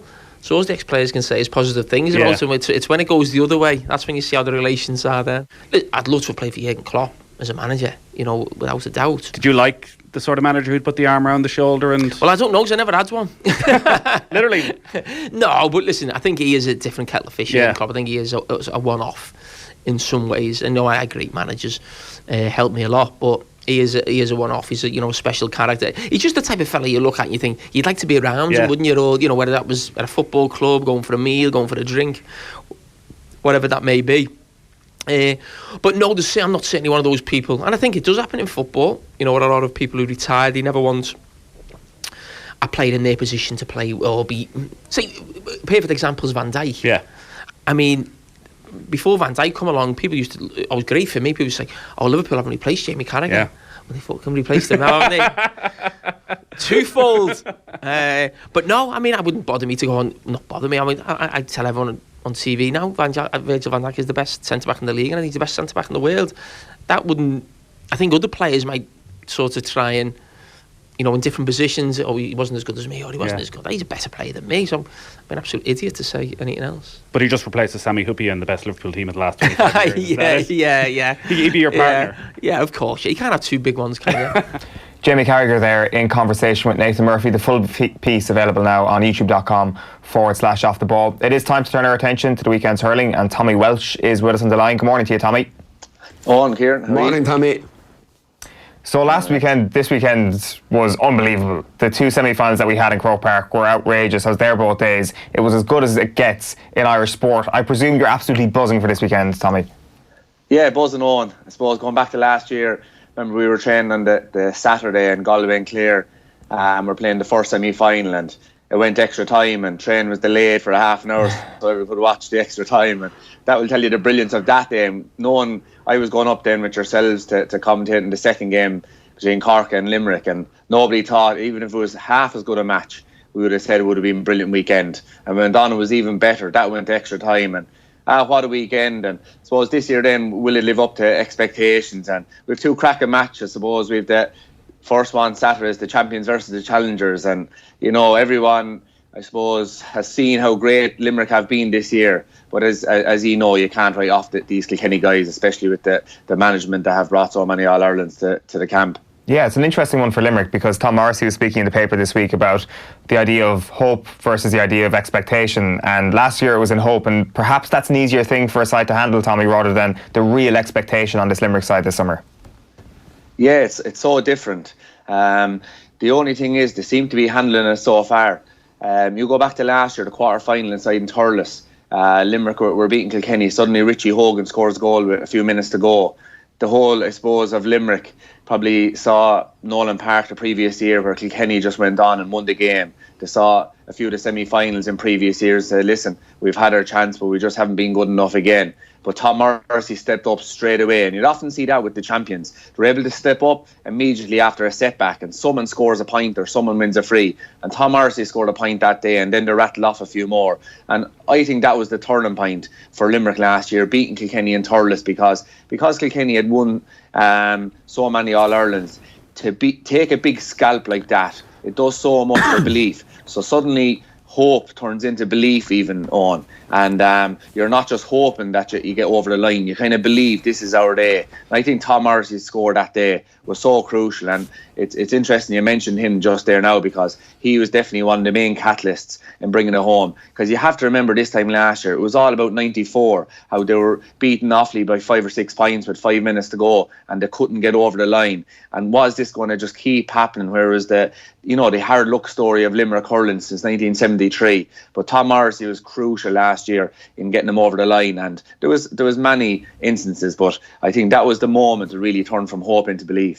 Yeah, for sure. Like, you look at what happened to Cork in the last game against Kilkenny, and when you compare that Cork performance to Limerick at the moment, you've got two key differences, I think. First of all, you've got that idea of belief that Limerick have, but also you get the sense that Limerick just have a bit more of a tactical nous about them, that Cork, especially on the puck outs, kind of started repeating the same thing against Kilkenny. It wasn't working. Whereas if Limerick get into a spot of bother at the weekend, you'd imagine they will have a plan B or a plan C. Yeah, well, I haven't seen too many different plans from this Limerick team, to be honest. They seem to play a type of a freestyle hurling on. There's no set tactic as such, other than they seem to get the ball as up as far as we'll say the half-back line midfield. And if it's on, then they get it inside to the full forward line. Now, whatever way they can, they get it up as far as midfield. But after that, then they're looking up, and usually Gerard Hegarty or Kyle Hayes or Diarmaid Burns, even in the half-back line, gives a smashing ball into the corner. They usually only have 2 guys inside, Gillan and probably Peter Casey maybe, and they're making these diagonal runs all day long when the ball's at the other end of the field. So it eventually does come. It's very hard for a defender to tackle him. I suppose we've seen in the football last weekend where a lot of off-the-ball stuff. Kieran, you know a bit about that, would you? But you know, off-the-ball stuff. You know a bit about it yourself, Tom. 2 right lads on the call this morning, but so when the ball isn't even there, they're kind of stopping runs and that. But very hard to do that to this Limerick full forward line, because there's so much space, and if you do it, there's only 2 guys inside, so the umpires will see it, and you just have to follow him and follow him. So I think that will be the main tactic from Limerick. So whether that comes to fruition or not this weekend, we'll see. Tommy, do Kilkenny have to be really tight kind of around that middle third area? Because as we know, Limerick are really good at working it up through the lines, as getting it to that point where you talk about. But if they have time to get that turnaround and be able to pick out the inside forwards, that's perfect world kind of stuff. Whereas if they're being dogged and hounded out around there, and it makes them passes slightly harder, does it give the Kilkenny backline a better chance to do better on them lovely balls that Limerick are kind of renowned over the last kind of 24 months of playing into the inside line? I think that's the only way that Kilkenny are going to beat Limerick this weekend. Like, we go back to when I was hurling that time, like, the ball, you could often have a great game, but it wasn't because of you, it was because the savagery of your forward line. Yeah. So when one of the full backs was coming out with the ball, or the corner backs coming out with the ball, Shefflin or Richie Power or Larkey were just hopping off him. So there barely a time to look up, they'd hit it, and you'd be free to win the ball. It's been none of your doing. It's been all of the forward lines, absolute savagery. So for Kilkenny, your old buddy Tomas O'Shea said it a few years ago, hammer the hammer. Well, there's 3 hammers to hammer this weekend, and that's the half forward line. Kyle Hayes, Gerard Hegarty and Tom Morrissey. They're the key guys, because they're able to get up and down the field. There's a few Kilkenny lads absolutely hopping off them all day long, they're not going to be able to stay going and going. And suddenly then they're not going to be able to bring the ball from the half-back line up into the forward line. So I'd be thinking for the Kilkenny guys, it's absolutely crucial if they're to get victory this weekend that our forwards, every time they see Kyle Hayes, every time they see Garrod Hegarty and Tom Arcey, they're absolutely bumping off him, tipping off him, just letting them know they're in a match. Who's going to win it, Tommy? Well, Limerick are, listen, I know I'm not trying to bump them up, they're the hot favourites. They are. There's no point in saying otherwise. But to win All Irelands, you need forwards. And I think this year Kilkenny have forwards. I know Brian Cody and the management get a lot of credit because a Kilkenny team during his era has always come up trumps as regards attitude, belief, staying with it. But you have to have forwards to win these big games. And if you look at the Kilkenny forward line at the moment, John Kiley mentioned it in the paper interviews during the week, their main players are coming back at the right time. You've Walter Welch only came on at half-time the last day. 3 points he scored from play, won a couple of frees. TJ Reid is having probably the year of his life. And then you have Adrian Munnan, the youngster, club hurler of the year, really, adding that freshness, that enthusiasm, but that extra bit of class as well. Then you have Richie Hogan back from all his injuries the last few years. So I would see Limerick as the hottest of favourites. But because we have the forwards, we have a chance. And I think if they go along the lines of what Kieran just said, if we can stop their beautiful ball going into the full forward line, well, I think, we could sneak a victory and stun a victory. So I'd say Limerick is half favourites, but I think we could do it. Let's turn our attention to Tipperary against Wexford. It's on Sunday afternoon, Tommy, in Croke Park as well. And there's been a couple of interesting angles to this story. Obviously, Wexford go into the game undefeated in the championship so far this year. And looking at Colin Bonner, who was speaking in, I think, the Tipperary Star this week, he says that coming up against Wexford is kind of like coming up against a load of Bonner Mahers. It's like marking 15 Bonner Mahers out there. Is that something you'd go along with? Yeah, well, because of the tactics they play, they're going to play with huge intensity because there's so many bodies back. They're all going to be just hitting.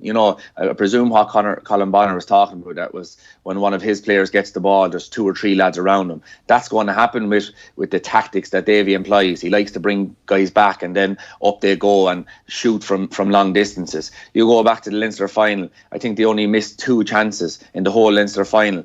So I think they do bring a savagery to it. Can they score enough? It depends on their efficiency out the field on. We saw, I suppose, in the Leinster final that when their scoring boots, when the likes of Lee Chin and Rory O'Connor and these guys, when their scoring boots are on, well, then they can win any match, even against the top opposition. You've often heard me saying that the sweeper system usually will struggle against the top teams at this time of the year. Well, I think if Wexford are to win, it's their efficiency will get them over the line because they will be taking a lot of shots from out the field. Croke Park is a big place, so if they have their shooting radar on, well, then they have a great chance. Now, there is one interesting point for this, and I was just looking at it during the week. Davy Fitz and Liam Sheedy.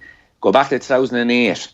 Tipperary, Liam Sheedy's, I think, first year as manager of Tipperary. They were after beating Kilkenny in a league semi-final. I'm not sure who they beat to win the league final that year. They went on and won the Munster final. It was really Tipperary are back after kind of a few barren years since 0-1. And next minute they came up against this Waterford team who would be known for their class, their scoring, their forwards, their enthusiasm. But they really went physical versus that Tipperary team that day. And remember, as far as I can remember, it was kind of, they were bullying them around the field. And so will Liam Sheedy remember that? Because I'd say Davy will come with similar type tactics this weekend because we all know the class of this Tipperary team. Do you think Davy Fitzgerald has been completely vindicated now this summer? Like, he still had his detractors at the start of this year, and like he's come out and said like things like the sweeper system is not negative, it just needs to be shown the way it operates. It's good for hurling, not bad. Do you think that everybody's opinion is on board with that now, or do you think that if one defeat happens upon this Wexford team this summer, it'll be kind of guns out and stuff like that, and people won't be too happy with this Wexford team? Yeah, well, no, listen, he's won a Leinster final at Wexford's first since 04. I tell you what Davy Fitz has done, never mind the tactics, we can agree or disagree on his tactics. What he has brought to Wexford, there's no amount of coaching, there's no amount of anything could bring what he's after bringing to Wexford. They're after winning their first minor All-Irelands or minor Leinster final since I think it was 1985. They're winning underage. They're in the under 20 Leinster final. They're in the under 20 All Ireland semi final now again. What he has brought, like I've often been down in Wexford through work and that. Young lads out, what you're hearing about the Kilkenny, the Tipperary, the Cork lads, they're hurls out since they're 3-4 years of age, bringing it to mass, bringing it to school. The Kerry lads, Kieran, you're the same, brought up with footballs, you know, you're walking to school or walking out to the shop, you're tipping a ball up with your foot. That's what's happening in Wexford at the moment, Eoin, and Davy Fitz has been massive as regards that. And because of winning the Leinster final now, you can't beat winning things, because that just brings a confidence and it brings a kind of a, yes, listen, we have done it. So no matter what happens at the end of the year, Davy Fitt's reign in Wexford has been absolutely a wonderful time. He's kind of like Tommy, like we would have had Paddy O'Shea go up and kind of rejuvenate other counties, and Mick O'Dwyer before him went up to Laois and Kildare and got them to places that they'd never been before, Paddy with Westmeath. He strikes me as that kind of a character. Not only is he getting the players on board, but he's getting the county board on board, he's getting the fans on board. It's just like that place that, you know, at half time below, it's like, you know, every kid is out, there's balls flying everywhere, but it's like he's energised the county is the best way I can put it. And it's the only way to put it. He has energised the whole county, rejuvenated them. Now you have to give fierce credit to Liam Dunn.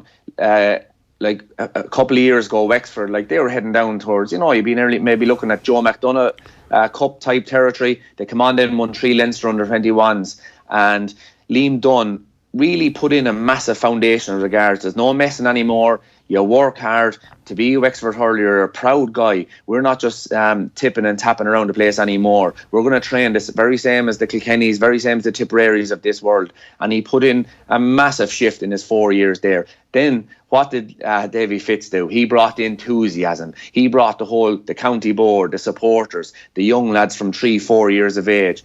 Like, you know, we see what Buffy can do on Snapchat with enthusiasm for hurling.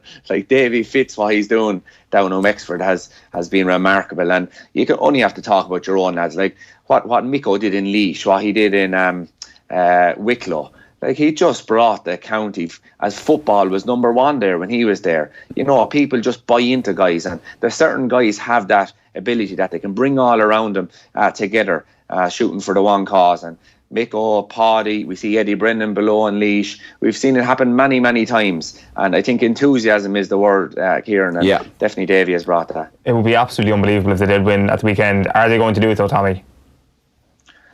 It depends on what Tipperary team turns up on. Tipperary team in the first 2 weeks in the Munster Championship were absolutely brilliant. They were firing on all cylinders. Since then, they haven't, you know, what form are Tipperary in? Like, what's their real form? It's probably somewhere in the middle. Like, if we remember the first couple of weeks in that Munster Championship, all the round robin leagues, they were untouchable. Like, they made this Limerick team look like an ordinary team. So if that Tipperary team turns up, I think Tipperary will win. But if they only turn up with the same kind of level of energy, they haven't had much energy the last couple of days. And if they turn up with that, I think it'll be Wexford's day. We have one more thing, Tommy, to show you before you wrap up this morning. This is Enda McAvoy on Twitter tweeted this out from the Sunday Tribune in 1997. I think it's a match report from BALE. So some GAA traditions never die. Hurling in Tullaroan is one of them. The parish that in 1984 had 2 players, Laurie Maher and Paddy Phelan, chosen on the team of the century last weekend, became the smallest club in the 27-year history to win the Division 1 of Phelan Nagnale when they defeated Sarsfields of Cork on a 2-12 to 2-7 scoreline in an enthralling final at Walsh Park, Waterford on Sunday. Unfortunately for traditionalists and genealogists, there were no Mahers or Phelans on the team. But Tullaroan, in the shape of fullback Tommy Welsh, did have a grandson of the late and legendary Paddy Grace, longtime secretary of the Kilkenny County Board. Like we said, some traditions never die. Was that where it all started, Tommy? BALE in 97? Yeah, that was probably my best day on a hurling field, really. All Ireland Club champions under 14. Doesn't get any better than that. Never mind the 4 in a row, no. No. That was one of those days, like, you know, we were such a small club, and we drew a Kilmallock, Andrew O'Shaughnessy, we saw Baker Cave. I love the way he remembers all this. We got to fail a semi-final, I have no idea of the team. I remember the team that beat us. Sure, that's because he won so much. We didn't win a whole lot. But Shaughnessy was playing for Kilmallock, corner forward. He was only a small at the time. And we drew with Kilmallock. That time you played 3 games in the Fela to qualify through for the quarterfinals, for the A competition, we'll say. And we drew with them. So we did win our last match against Mount Sion. And Kilmallock were playing Pilltown, and it come down to scoring averages. But whatever way it worked at the time, Kilmallock played first. So we knew exactly how much we had to win by, and we had to win by 33 points in our last game to qualify. And Sheahan Hennessy was our full forward, a real star, like a real Henry Shefflin type player. He scored 11-4. So we went through to the quarterfinals. And they're only, am I right in saying they're only 10 or 15 minute halves, Tommy? Like 11-4, like 15 minute half. That's all. Was he blocking the goalie's puck out? So what was going on? He played every year. He took his own puck out and out in Cotton then as well and put it in there. That's fantastic. So listen, there are the days. There were the days. You can chalk it down. Listen, you're hanging with us, Tommy, because we're going to get into our Electric Ireland Minor Championship team of the Jubilee in just a moment. But first, here's Shamrock Rovers boss Stephen Bradley speaking to Stephen Doyle about the challenge his side faces from Appleton Limassol from Cyprus tonight. You know what you're up against. They've been in Europe, I think, 4 out of the last 6 years, the group stages. Like you said, they beat Marseille last year. They lost narrowly to Everton not so long ago. They're a very, very good side with top players all over the pitch, and we know it's going to be a really difficult ask to get something out of 2 games. But I believe when we have our spells, and we will have our spells over the 2 legs, that we can go and get something out of it. Are they a hard side to break down? Yeah, they're good all round. Like a lot of these teams that play at the level they play at, it's very hard to find weakness in them, but I believe with our quality on the pitch and what we can bring, I believe we'll get chances against them. Because you were struggling for goals as well for a while, but you brought Aaron McInniff back in. He gets a brace, although I know he was in dispute with Dan Carr maybe over one of the goals at the weekend. But you're getting goals from Jack Byrne and from around the pitch. So is that a bit of a, I suppose maybe just gives you a bit of a boost of confidence as well going into the game? Yeah, I think our goal difference is only 2. So our goals haven't been bad. We've scored goals from all over the pitch, which we felt we would at the start of the year, and that will continue from now till the end of the season. We have goals all over the pitch. Okay, so we're looking at the Electric Ireland Minor All-Ireland Championships right now on OTBAM. Tommy Walsh is still with us. Kieran Donaghy's with us in studio as well. So we're going to kick off with the Electric Ireland Minor Hurler of the week. And there was only 1 game last week where Galway had beaten Clare to qualify for the Electric Ireland Minor All-Ireland Hurling semi-finals. There were 3 players up for contention, and the winner, as you can see there, with 64% of the vote, is Sean McDonough from Galway. Now this might maybe a familiar name for anybody who was watching us this time last week, because it's the 2nd week in a row he's won. An unbelievable talent, and one to watch for sure. Also, if you haven't heard, we're currently choosing the Electric Ireland Minor Jubilee team over the next 6 weeks on OTBAM. So we chose our goalkeeper earlier in the week, Donlo Cusack, the best Electric Ireland Minor hurling goalkeeper for the last 25 years. This week we're trying to pick the best full back line from the last 25 years of minor hurling, and we're going to get into the contenders now. So some of the suggestions that have been sent in to us for the full back line are some names that we'll definitely remember. We'll get into the cornerbacks, we'll get into the full backs, like people who've actually won All-Irelands are kind of favoured in this regard. And Tommy, we may actually start with the cornerbacks. In terms of the minor cornerbacks you've seen over the last 25 years, who sticks out? Yeah, so just, trying to look at the list, I suppose, over the last couple of days. And for the right cornerback, I suppose, we're looking at 4 guys. And there was many to choose from. Mickey Cahill from Tipperary was the first one. John Dalton from Kilkenny the second. Ronan Marr from Tipperary the third. And a guy called Brian O'Mahony was the kind of guy I added probably to the list. If we started with him, Brian O'Mahony was playing cornerback when I was hurling that time.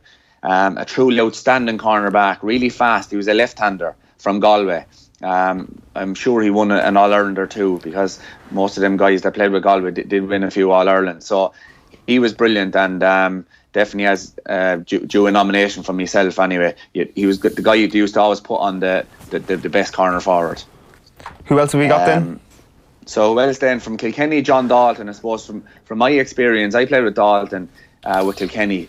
He's definitely the unluckiest defender I remember, because like he had everything to make the Kilkenny team, and just I suppose because Kilkenny kept winning, maybe Brian and the management team weren't changing around that backline, because he was a brilliant performer every day in training session. If you asked any of the Kilkenny forwards over the 15 years from 2000, we'll say 4 or 5 on, they could never get the better of this guy.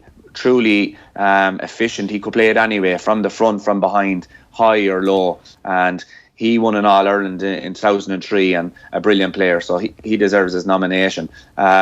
Mickey Cahill then from Tipperary, again, this guy went on and won Fitzgibbon Cups with UCC, Thurles Arsees, he probably has 9 or 10 county finals. This guy, again, if you notice any of these guys that are making teams, they're able to play it both ways. They're able to mark the good corner forward, or they're able to go out and hurl 100 balls. Mickey Cahill was one of those. We've seen him with Tipperary in the senior team, won All-Ireland 2010, and was definitely really struggled with injuries. And if he didn't struggle with the injuries he struggled with, or he wasn't hampered the way he was hampered, he would have went on and become one of the best senior cornerbacks of all time, because he was outstanding, especially in the modern Croke Park where you need legs.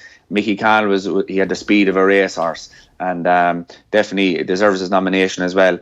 And the last lad is Ronan Maher. 2012, Willie Maher, I think, mentioned that himself and John McGrath were his best players during the whole season when they won the All-Ireland. And Ronan Maher, we've all seen, he's still producing the goods, probably the best line guy to take line balls in the game at the moment. And again, a couple of county finals with SARS, and really outstanding cornerback. So we're going to put they're my nominations for 2. Good stuff. We're going to put those names up as a poll. That's the nominees for right cornerback, and it's quite a list. Brian O'Mahony, Michael Cahill, John Dalton and Ronan Maher. We'll move on to fullback. Tommy, who are you looking at here? Fullback then, I don't have as many. There's, I suppose, 2 real guys. I mentioned Daithí Burke and Willie Phelan from Kilkenny, 2 guys kind of that have to be mentioned because they were outstanding fullbacks. But I narrowed it down to 2, and that was John Tennyson and Paddy Maher. Paddy Maher was, I suppose, your marquee. He was your I suppose, star player from since he was a young age. Has went on and has had a glorious career with Tipperary. He's a 9 out of 10 defender every day of the week, and he was the same as a minor. Looking back at the All-Ireland, he played in 2 All-Irelands, but he went back and kept Joe Canning scoreless from playing one of the All-Irelands. So he deserves huge credit from that. Then you have John Tennyson from Kilkenny. John Tennyson, I think he had his appendix out a couple of weeks before the All-Ireland in 02 or 03. Still went on and played a man in a match display. Tennyson played in 5 senior All-Irelands. He was a guy that loved the big day, a big powerful presence, and that's what you need on these teams, especially at minor. So Tennyson was outstanding, brilliant in the air. He was a kind of a daddy figure, a leader really. He was that kind of a guy. So he deserves his nomination. So John Tennyson and Paddy Maher would be me standout fullbacks. That's quite the face-off as well, and our face-off for the front. These are unbelievable names. You kind of forget how... Would like to be picking between the 2 of them? No, absolutely not, but the public are going to have to do it. We're going to finish up with the left cornerback, Tommy. Is this a completely different list, it is? It is, yeah. So left cornerback, Ollie Canning, Sean Finn and Johnny Cohn. So, and I was looking down through the list of guys that played in All-Irelands. The 0, we were talking about the Féile there. A lad that played against us in that Féile final was a guy called Kevin Goggins. And I'm sure it's the same guy. I see him cornerback in the Cork team that won the All-Ireland in 01. So it must have been him from the Sarsfield club in Cork. He was an unbelievable player. So he definitely deserves a kind of another nomination, if you like. But the 3 guys I chose have been Ollie Canning, Sean Finn and Johnny Cohn. Ollie Canning went back, he played as a forward, but went back cornerback in the 94 All-Ireland. I think they were playing Cork, and back among their marquee players, and had one of the great finals, according to Matty Kenny, who was the manager at the time. So Ollie Canning, he probably went on, and along with Jackie Tyrrell, probably one of the best cornerbacks of the modern era, one of the best number 4s, because Ollie Canning marked Owen Kelly once up in Pearse Stadium in a qualifier in the senior, and scored a point from cornerback. Now this was the day when cornerbacks played cornerback. They didn't go up the field, and that was the type of player Canning was. So he definitely deserves the nomination. Sean Finn then won a Munster with Limerick. They were very good underage, but didn't go on and win an All-Ireland. Sean Finn was, like he is now, just a real powerful cornerback. And then Johnny Cohn, even though he's a midfielder now, won All-Ireland with Galway, and I think it was 09 or that. So he deserves his nomination, cornerback. Tommy, you're a living encyclopedia. Thanks a million for joining us this morning.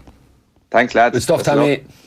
So we're going to give you one more chance to influence the decision on our minor Jubilee team. We're going to stick up a poll with contenders on Twitter, and we leave them rolling all weekend so you can get your votes in. The Electric Ireland minor Jubilee full backline then will be revealed next Tuesday morning right here on OTBAM. Just to let you know then what's happening in the Electric Ireland Minor Championships. It's All Ireland Hurling semi-finals this weekend, broadcast live on TG Cahir. On Saturday you've got Limerick against Kilkenny at 4 o'clock, and then on Sunday you've got Wexford against Galway at 1:30. There's also 4 Electric Ireland Minor All Ireland football quarter-finals this weekend. On Saturday you've got Mayo against Dublin and Kildare against Galway, and then on Sunday you've got Monaghan against Cork and Kerry against Tyrone. Tyrone, the last team to beat Kerry in the Electric Ireland Minor Championships, I think, that day in 2013 in Cork Park. Kerry going for 34 in a row or something like that at the moment. So just a reminder then, the contenders: right cornerback Brian O'Mahony, Michael Cahill, John Dalton, Ronan Maher. At fullback you got John Tennyson up against Paddy Maher. At left cornerback you got Ollie Canning against Sean Finn against Johnny Cohen. So get voting now on Twitter.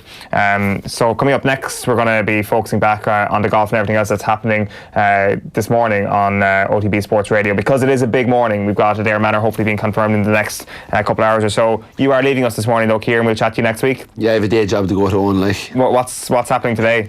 I have a few meetings around Dublin about pitches, so yeah, got to get to 2 of them and try and get back home for a bit of a session this evening, so yeah, not too bad. Yeah, and you're joining us for the next Super Valley Roadshow as well? Yes. When's that on? It's on in Killarney next Wednesday night. So there's a good list of guests there, so that should be good fun. Yeah, talking all things Super 8s, business end of the championship really. So Nathan Murphy presenting alongside your good self, Darren O'Sullivan, Pat O'Shea and Sean Boylan, with more to be announced. It's an exclusive off-air event, I should say, so the only way to enjoy it is to be there on the night. Sean rang me last week and he's like, I have a big problem. And I was like, Jesus, Sean, what's wrong? I can't go down tonight. I have something else on that I didn't know I'd on. And I was like, can't go down where tonight? Down to Killarney. I was like, no, that's in 2 weeks, Sean. Oh, geez, that's grand, so Kieran, I'll see you in 2 weeks. I was like, we need someone, Sean, that's going to look after your diary for you and not literally, he literally had a panic. He had big text.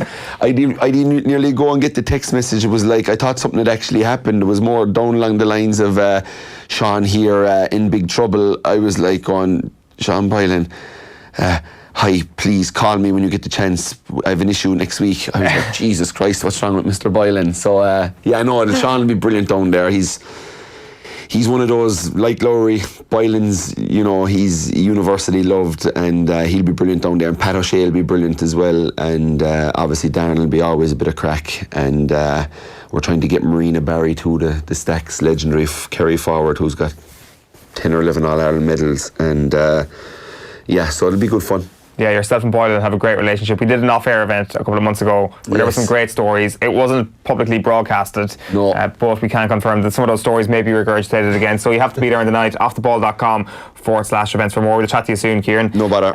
So we're back after these. Will O'Callaghan and John Duggan in studio with us. We're going to bring you the stories of the morning, and of course, Steeler Nodil. I hear you some wiring needs a fixing, ma'am. The name's Buzz, on account of my work. No chance. Not all cowboys ride horses. All safe electric registered electrical contractors must give you a certificate of completion that shows their work meets approved standards. Find one nearby on safeelectric.ie. Let's face it, the Irish summer has serious commitment issues. It's always late, disappears for weeks at a time, and consistently breaks its promises. But not us. At Electric Ireland, we're committed to giving you an 8.5% saving on your gas and electricity year after year after year after year. Visit electricireland.ie/join for the kind of commitment you deserve. Estimated annual bill €1,736. Average consumption, urban 24-hour, discounted unit rate, standing charge, PSO levy and carbon tax. Residential, dual fuel, direct debit and online billing. Terms and conditions apply. See electricireland.ie/EAB. Rates at 1st of April 2019, subject to change. Well, the gaffer, he gives you everything you need to know about your opponents, whether it be UCD, whether it be brand, whether it be Apple. He's very good with that, and he gives you great detail into your opponents. But their striker obviously scored a hat-trick in the last round. And look, they're going to have good players all over the pitch. We know that. And at the back, I'm sure they are going to be solid. So it will be a tough task to break them down. But I think we've got good creative players within our team to go and knock on their door. Yeah, like Jack Byrne, everybody's been talking about over the last week, but the likes of Ronan Finn, Dylan Watts has been playing excellent stuff as well, and then you've got that steady determination of Greg Bulger playing in front of a back three, back four, whatever the case may be, whenever Stephen goes out. It seems that everybody's kind of in peak condition at the moment. These guys are only coming in, starting their season as well. You have to take advantage of that. Well, that is another factor. Whether it be a good positive factor or a negative factor, we'll see on Thursday, but as you said, all the lads are playing well at the minute. They're giving everything for the club, and it's showing on the pitch, really. You're welcome back. We've got Will O'Callaghan and John Duggan in studio. How are you, lads? Morning, lads. Morning, Owen. How are we doing? Will? Big breaking golf news, even though we already spoke about it at length at the top of the show. You broke it very nicely around 7:30, yeah. But Golf's Ryder Cup will be returning to Ireland in 2026. Limerick's Adair Manor has won the race to host the Clash of Europe in the USA, some 20 years after the K Club was the venue for the event. The Cabinet are expected to rubber stamp the deal later this morning after an agreement was reached with the European Tour last week. Rory McIlroy, meanwhile, he's back out again today. He's bidding to put his Open Championship disappointment behind him when he competes at the WGC FedEx St. Jude Invitational in Memphis today. He'll tee off in the company of Brooks Koepka, the world number one, and Jason Day. And McIlroy feels 2019 has been a learning year for him. I definitely feel more. I think I've learned a lot in the 4 majors this year in terms of how I've started, how I've played in them, how I've tried to approach them. I almost tried to downplay the majors this year, try to treat them like every other event, and I've realised they're not like every other event. You need to have a certain mindset. You need to prepare differently, and I tried a sort of different strategy this year. It didn't quite work for me, and just have to reassess that going forward. Dundalk manager Vinnie Perth feels it's game on after securing a 1-1 draw with Carabag in the first leg of their Champions League second round qualifier. Patrick Hubin was on target for the Lily Whites, while Dane Massey missed a big chance in injury time at Oriel Park. The second leg is in Azerbaijan next week, and Perth believes the double winners can still qualify. I don't think I overbuilt them. I think you'll see, they're signing Gay there from Everton, so they're a top side. So listen, we've got to dig in, we've got to stay in the game, we've got to wait for our chances, and if they come along ultimately we've got to take them, because goals for us away from home will be massive in this tie, and as I said, we're looking to stay in this competition. We're not going over for more victory in any way, shape or form. Dundalk keeper Gary Rogers, meanwhile, thinks they're in a very decent position in the tie. We've been very happy, going there.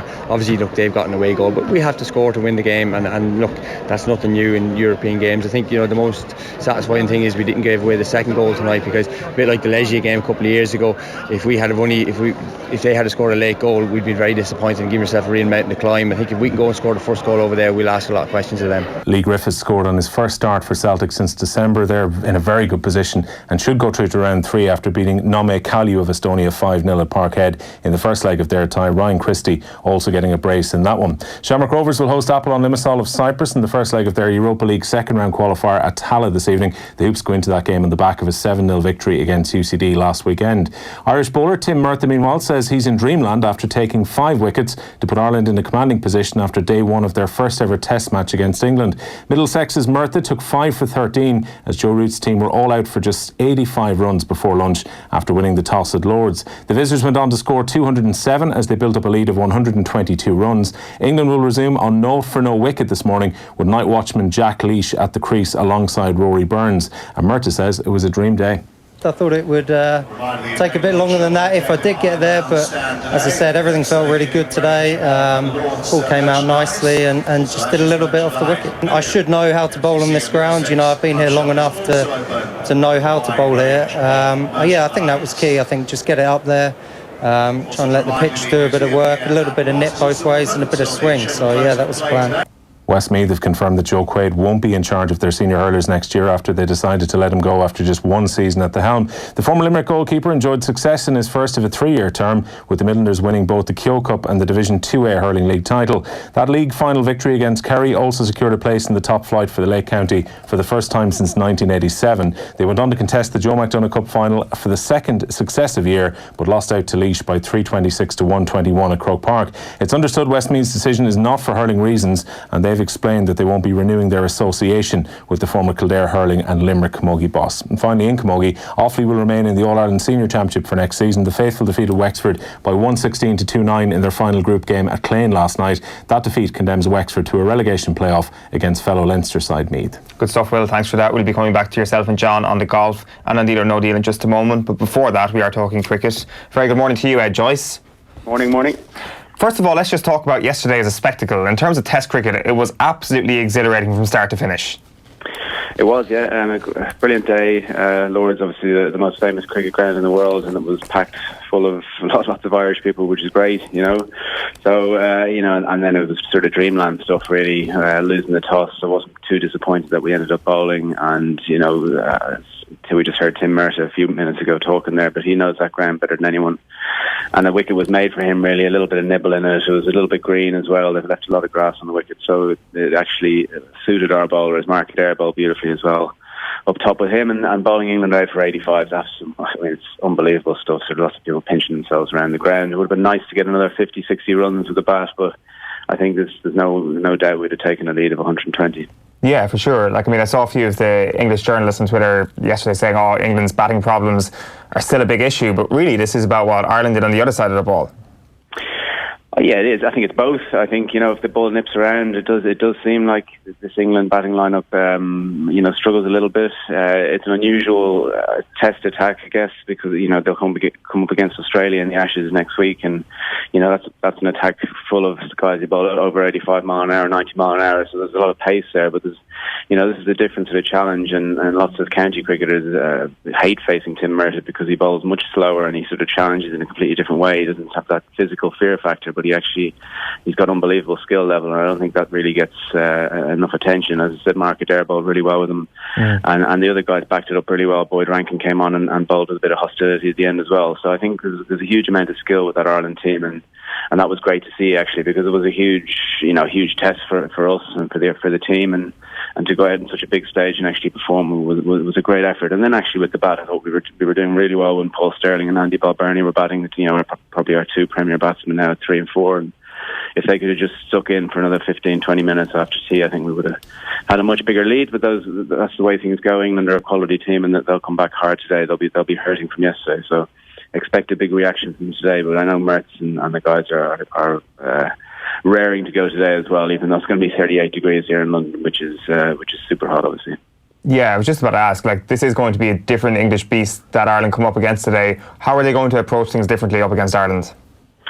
Well, they're going to be hurting, obviously. Being bowled out for 85 in the first innings would have been hugely embarrassing for them, embarrassing to be bowled out for 100 in any game, so regardless of whether it's in a game they think they should win or not, so they'd definitely be hurting. The only thing I'd say is that people like Mertz are still going to bowl well in this because it's definitely going to be a bit in there. It's just if England can get through that first hour and a half, I think the heat is actually going to play a big part. It would have played a big part if we could have batted out last night, even 5 or 6 down, and got England back out there today for a session. That sort of, as the game goes on, the sort of fatigue and the heat comes into it a lot.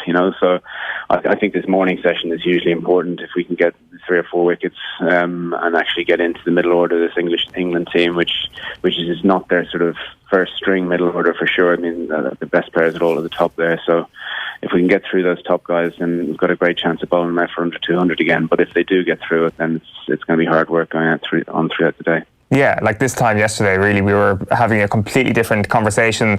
We're talking about this in realistic terms. We're still outsiders, obviously, but we're talking about this in realistic terms. We can actually break things down on a case-by-case basis and actually pick out points where Ireland might actually be able to do the unlikely thing and win this test. Yeah, so you do the maths on it. England have to get 300, and even if they get 300, we have to chase 180. So that's, I think Ireland would have bitten your hand off to be chasing 180 in the last innings at Lord's, So, that's 300 is a lot of runs that England have to get to make Ireland even have to chase that amount. Now, that would be a very tricky chase. But, yeah, we were talking before the game yesterday, obviously, of putting in a good performance and these kind of things, because, this is real fledgling stuff for an Irish test team. But, really proud of the way the guys went out there and actually, just showed off the skill that we know they have. They had a really good series against Zimbabwe recently in Ireland, which is the first time we've beaten another test nation in an ODI series and stuff like that. So, it's actually been a really, really good couple of months, and if they manage to get over the line against England in this Test match, it's absolutely massive for the game. So, there's a very, very long way to go there. England are definitely still favourites, but they're nowhere near the sort of 11-1 on favourites they were at the start of the game.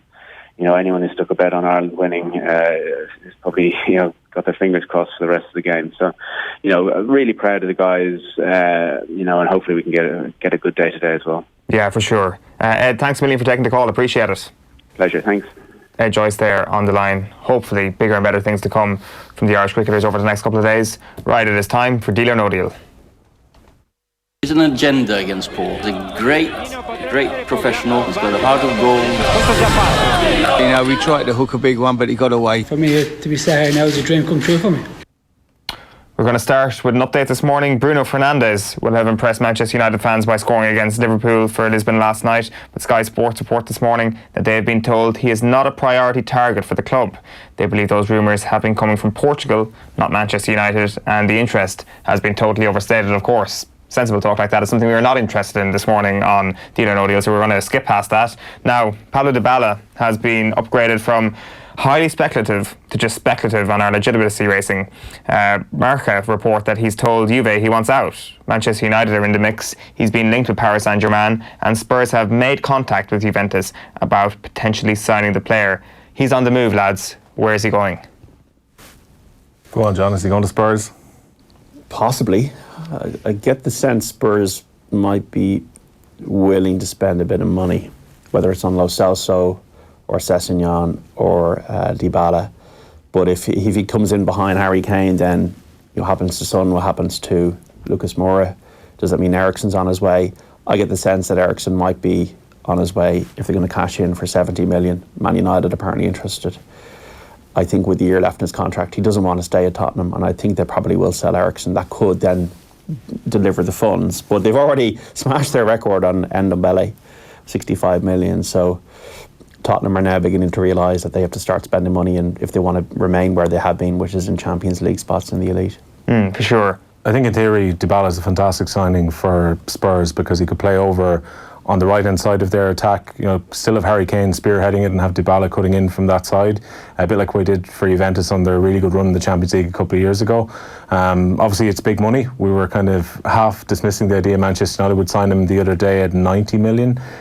70 probably sounds a little bit more realistic. It's interesting whether Eriksen is going to have takers, John. That's the only one thing. Well, I don't think he's going to have the takers in Spain, but he could have. Like Manchester United are a club to me that let's just spend a load of money and solve our immediate problems and get the heat off the ownership of the club. And I think Juventus might be keen to sell because I think their plan has been very clear, which is we have Cristiano Ronaldo for 2 to 3 years. We need to create a team around Cristiano Ronaldo that can now win the Champions League. And they obviously brought in a lot of free transfers, but they're going to be on big wages, the likes of Rabiot, Aaron Ramsey. Even though they got them for free, are going to be expensive contracts. They're also going to eat up the cost on them. And I'd imagine if they could free up a bit of cash, it might make sense if they can get a good bid for Dybala to let him go, because they've just spent the 75 million on Matthijs de Ligt as well. So Everton could be primed to derail Arsenal's summer plans. Sky report that Everton will hold talks with Crystal Palace's Zaha this week in an attempt to hijack that deal. Munich are also reported to be interested. What impact would he make at Goodison, and where does this leave Arsenal? Okay, let me just start this off. You can answer the first This is, first of all, a metaphor of the absolute down-the-drain direction that Arsenal is going. If Everton beat them, pipped them to the post in a signing, what a humiliation that would be. He's not going to go to Everton. He's not going to go to Everton. What about, this is a serious situation, John, where Everton are actually going toe-to-toe financially with Arsenal. Everton have no European football. Zaha, I believe, is an Arsenal fan. Are they going to spend 80 million? Everton's going to spend 80 million? It's not that ridiculous a prospect anymore. This is my point. Yeah, that's going to Everton over Arsenal isn't ludicrous. Well, look, we're back to the 1970 season, aren't we? When Everton won the league. Yeah, I'm sorry, Eoin. Sorry for your troubles. No, there's nothing you can say, John, to make up for this. The only thing that can make up for this is Arsenal going out and signing Wilfried Zaha. And I don't even care how good or bad he is. It's just making a point to Everton that you don't deserve to be. They'll probably have to sell the stadium to sign Wilfried Zaha. They should.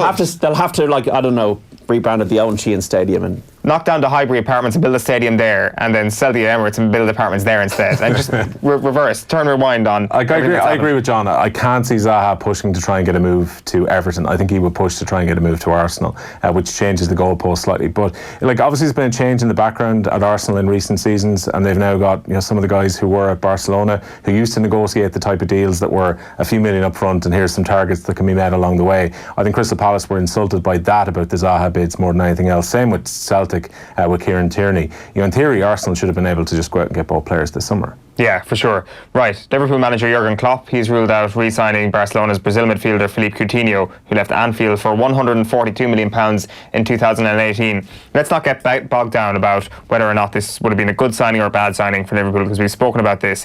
Is this indicative of perhaps the summer as a whole, and Liverpool perhaps falling further behind Manchester City? Well, Jurgen Klopp has kind of come out and said they're going to be sensible in the transfer market. He doesn't feel that they've got the money to blow teams out of the water when it comes to signings, so he's going to try and make functional signings.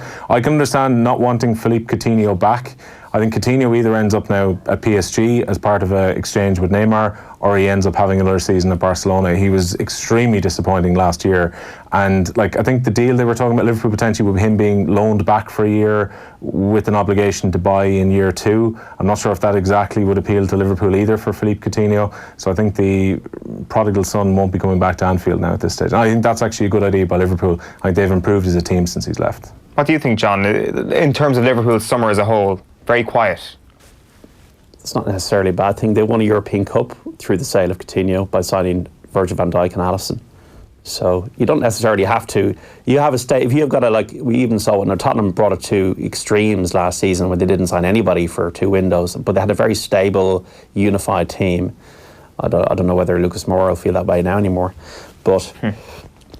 Liverpool look extremely united. Like you saw the likes of Wijnaldum coming on in the second part of the season. So you don't have to just spend 150 million just because other clubs are doing it. And you don't necessarily mean you're going to fall behind. So I don't think you never go back. And you talk too much sense for deal or no deal. Yeah, you go on hot takes. Wait until we get to Mino Raiola. But I think the one thing I saw, I think it probably is a good point. Are Liverpool going to get 97 points next season? Probably not. That's the thing. Man City probably won't, though. Yeah, get 98. Yeah. Right. We do want to just touch one more time on Christian Eriksen, because we do want to know what he can do if he was in this Manchester United team right now. To what extent does he fix what's going on? To what extent does he improve them? Like, as a Spurs fan, you know what he can do to a team, and I mean, there is a chance that he does walk out the exit door this summer. If he walks into Manchester United, what does he do for that team? Well, I don't know if Pogba's leaving Man United. That's the first thing.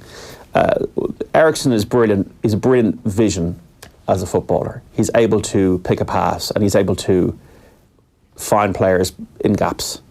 So his vision is unbelievable. Like he can put balls on plates for people. He can also score goals, as we saw at Lansdowne Road. The one issue I have with him is that he disappears in matches at times. And he's not the physically strongest. You know, he's kind of a willowy player.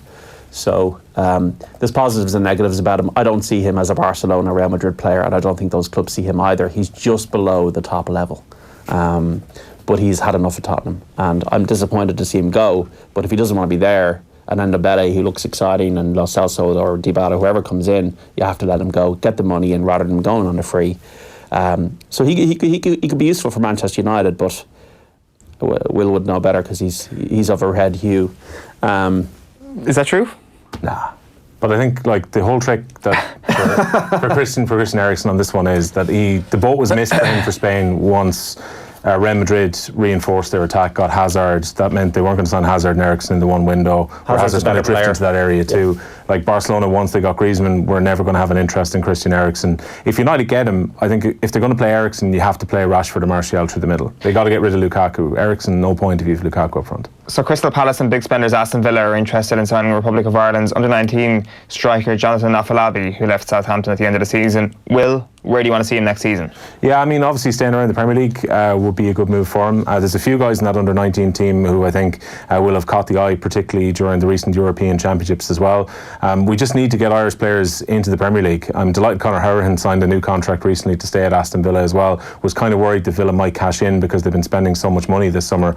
So I think Villa would be a good move. I think Villa are actually putting together a decent squad. Good stuff. John, Marca reported there is tension between Barcelona's decision makers and its academy La Masia after 16-year-old viral star Xavi Simons moved to PSG. It was his agent's demands who unbalanced the negotiations, the newspaper reports, adding that the academy staff are unhappy to see him go. Now, super agent Mino Raiola has negotiated a deal which will see the Dutch youngster, who is tipped for the top and already has almost 2 million Instagram followers, go to Paris. He's expected to earn significantly more than the €200,000 annual wage offered by Barcelona. Is this a shrewd move by Paris Saint-Germain? How much is too much to pay for a 16-year-old? And has Raiola put an exclamation point on his position as transfer window winner? A lot there. I'm just in my head in my hands when I'm seeing this kind of stuff. Like, to me, it's the negative side of football. And you know, you've got a young kid. He's 16 years of age. He's been there since he was 7. There's something that makes me feel really uncomfortable about that. I know, okay, he could be destined for stardom. I know Messi was at Newell's Old Boys or wherever he was when he was very young and brought into the Barca Academy. But I read on Forbes that Mino Raiola made $63 million in commissions out of transfers. And you wonder how much of a puppet master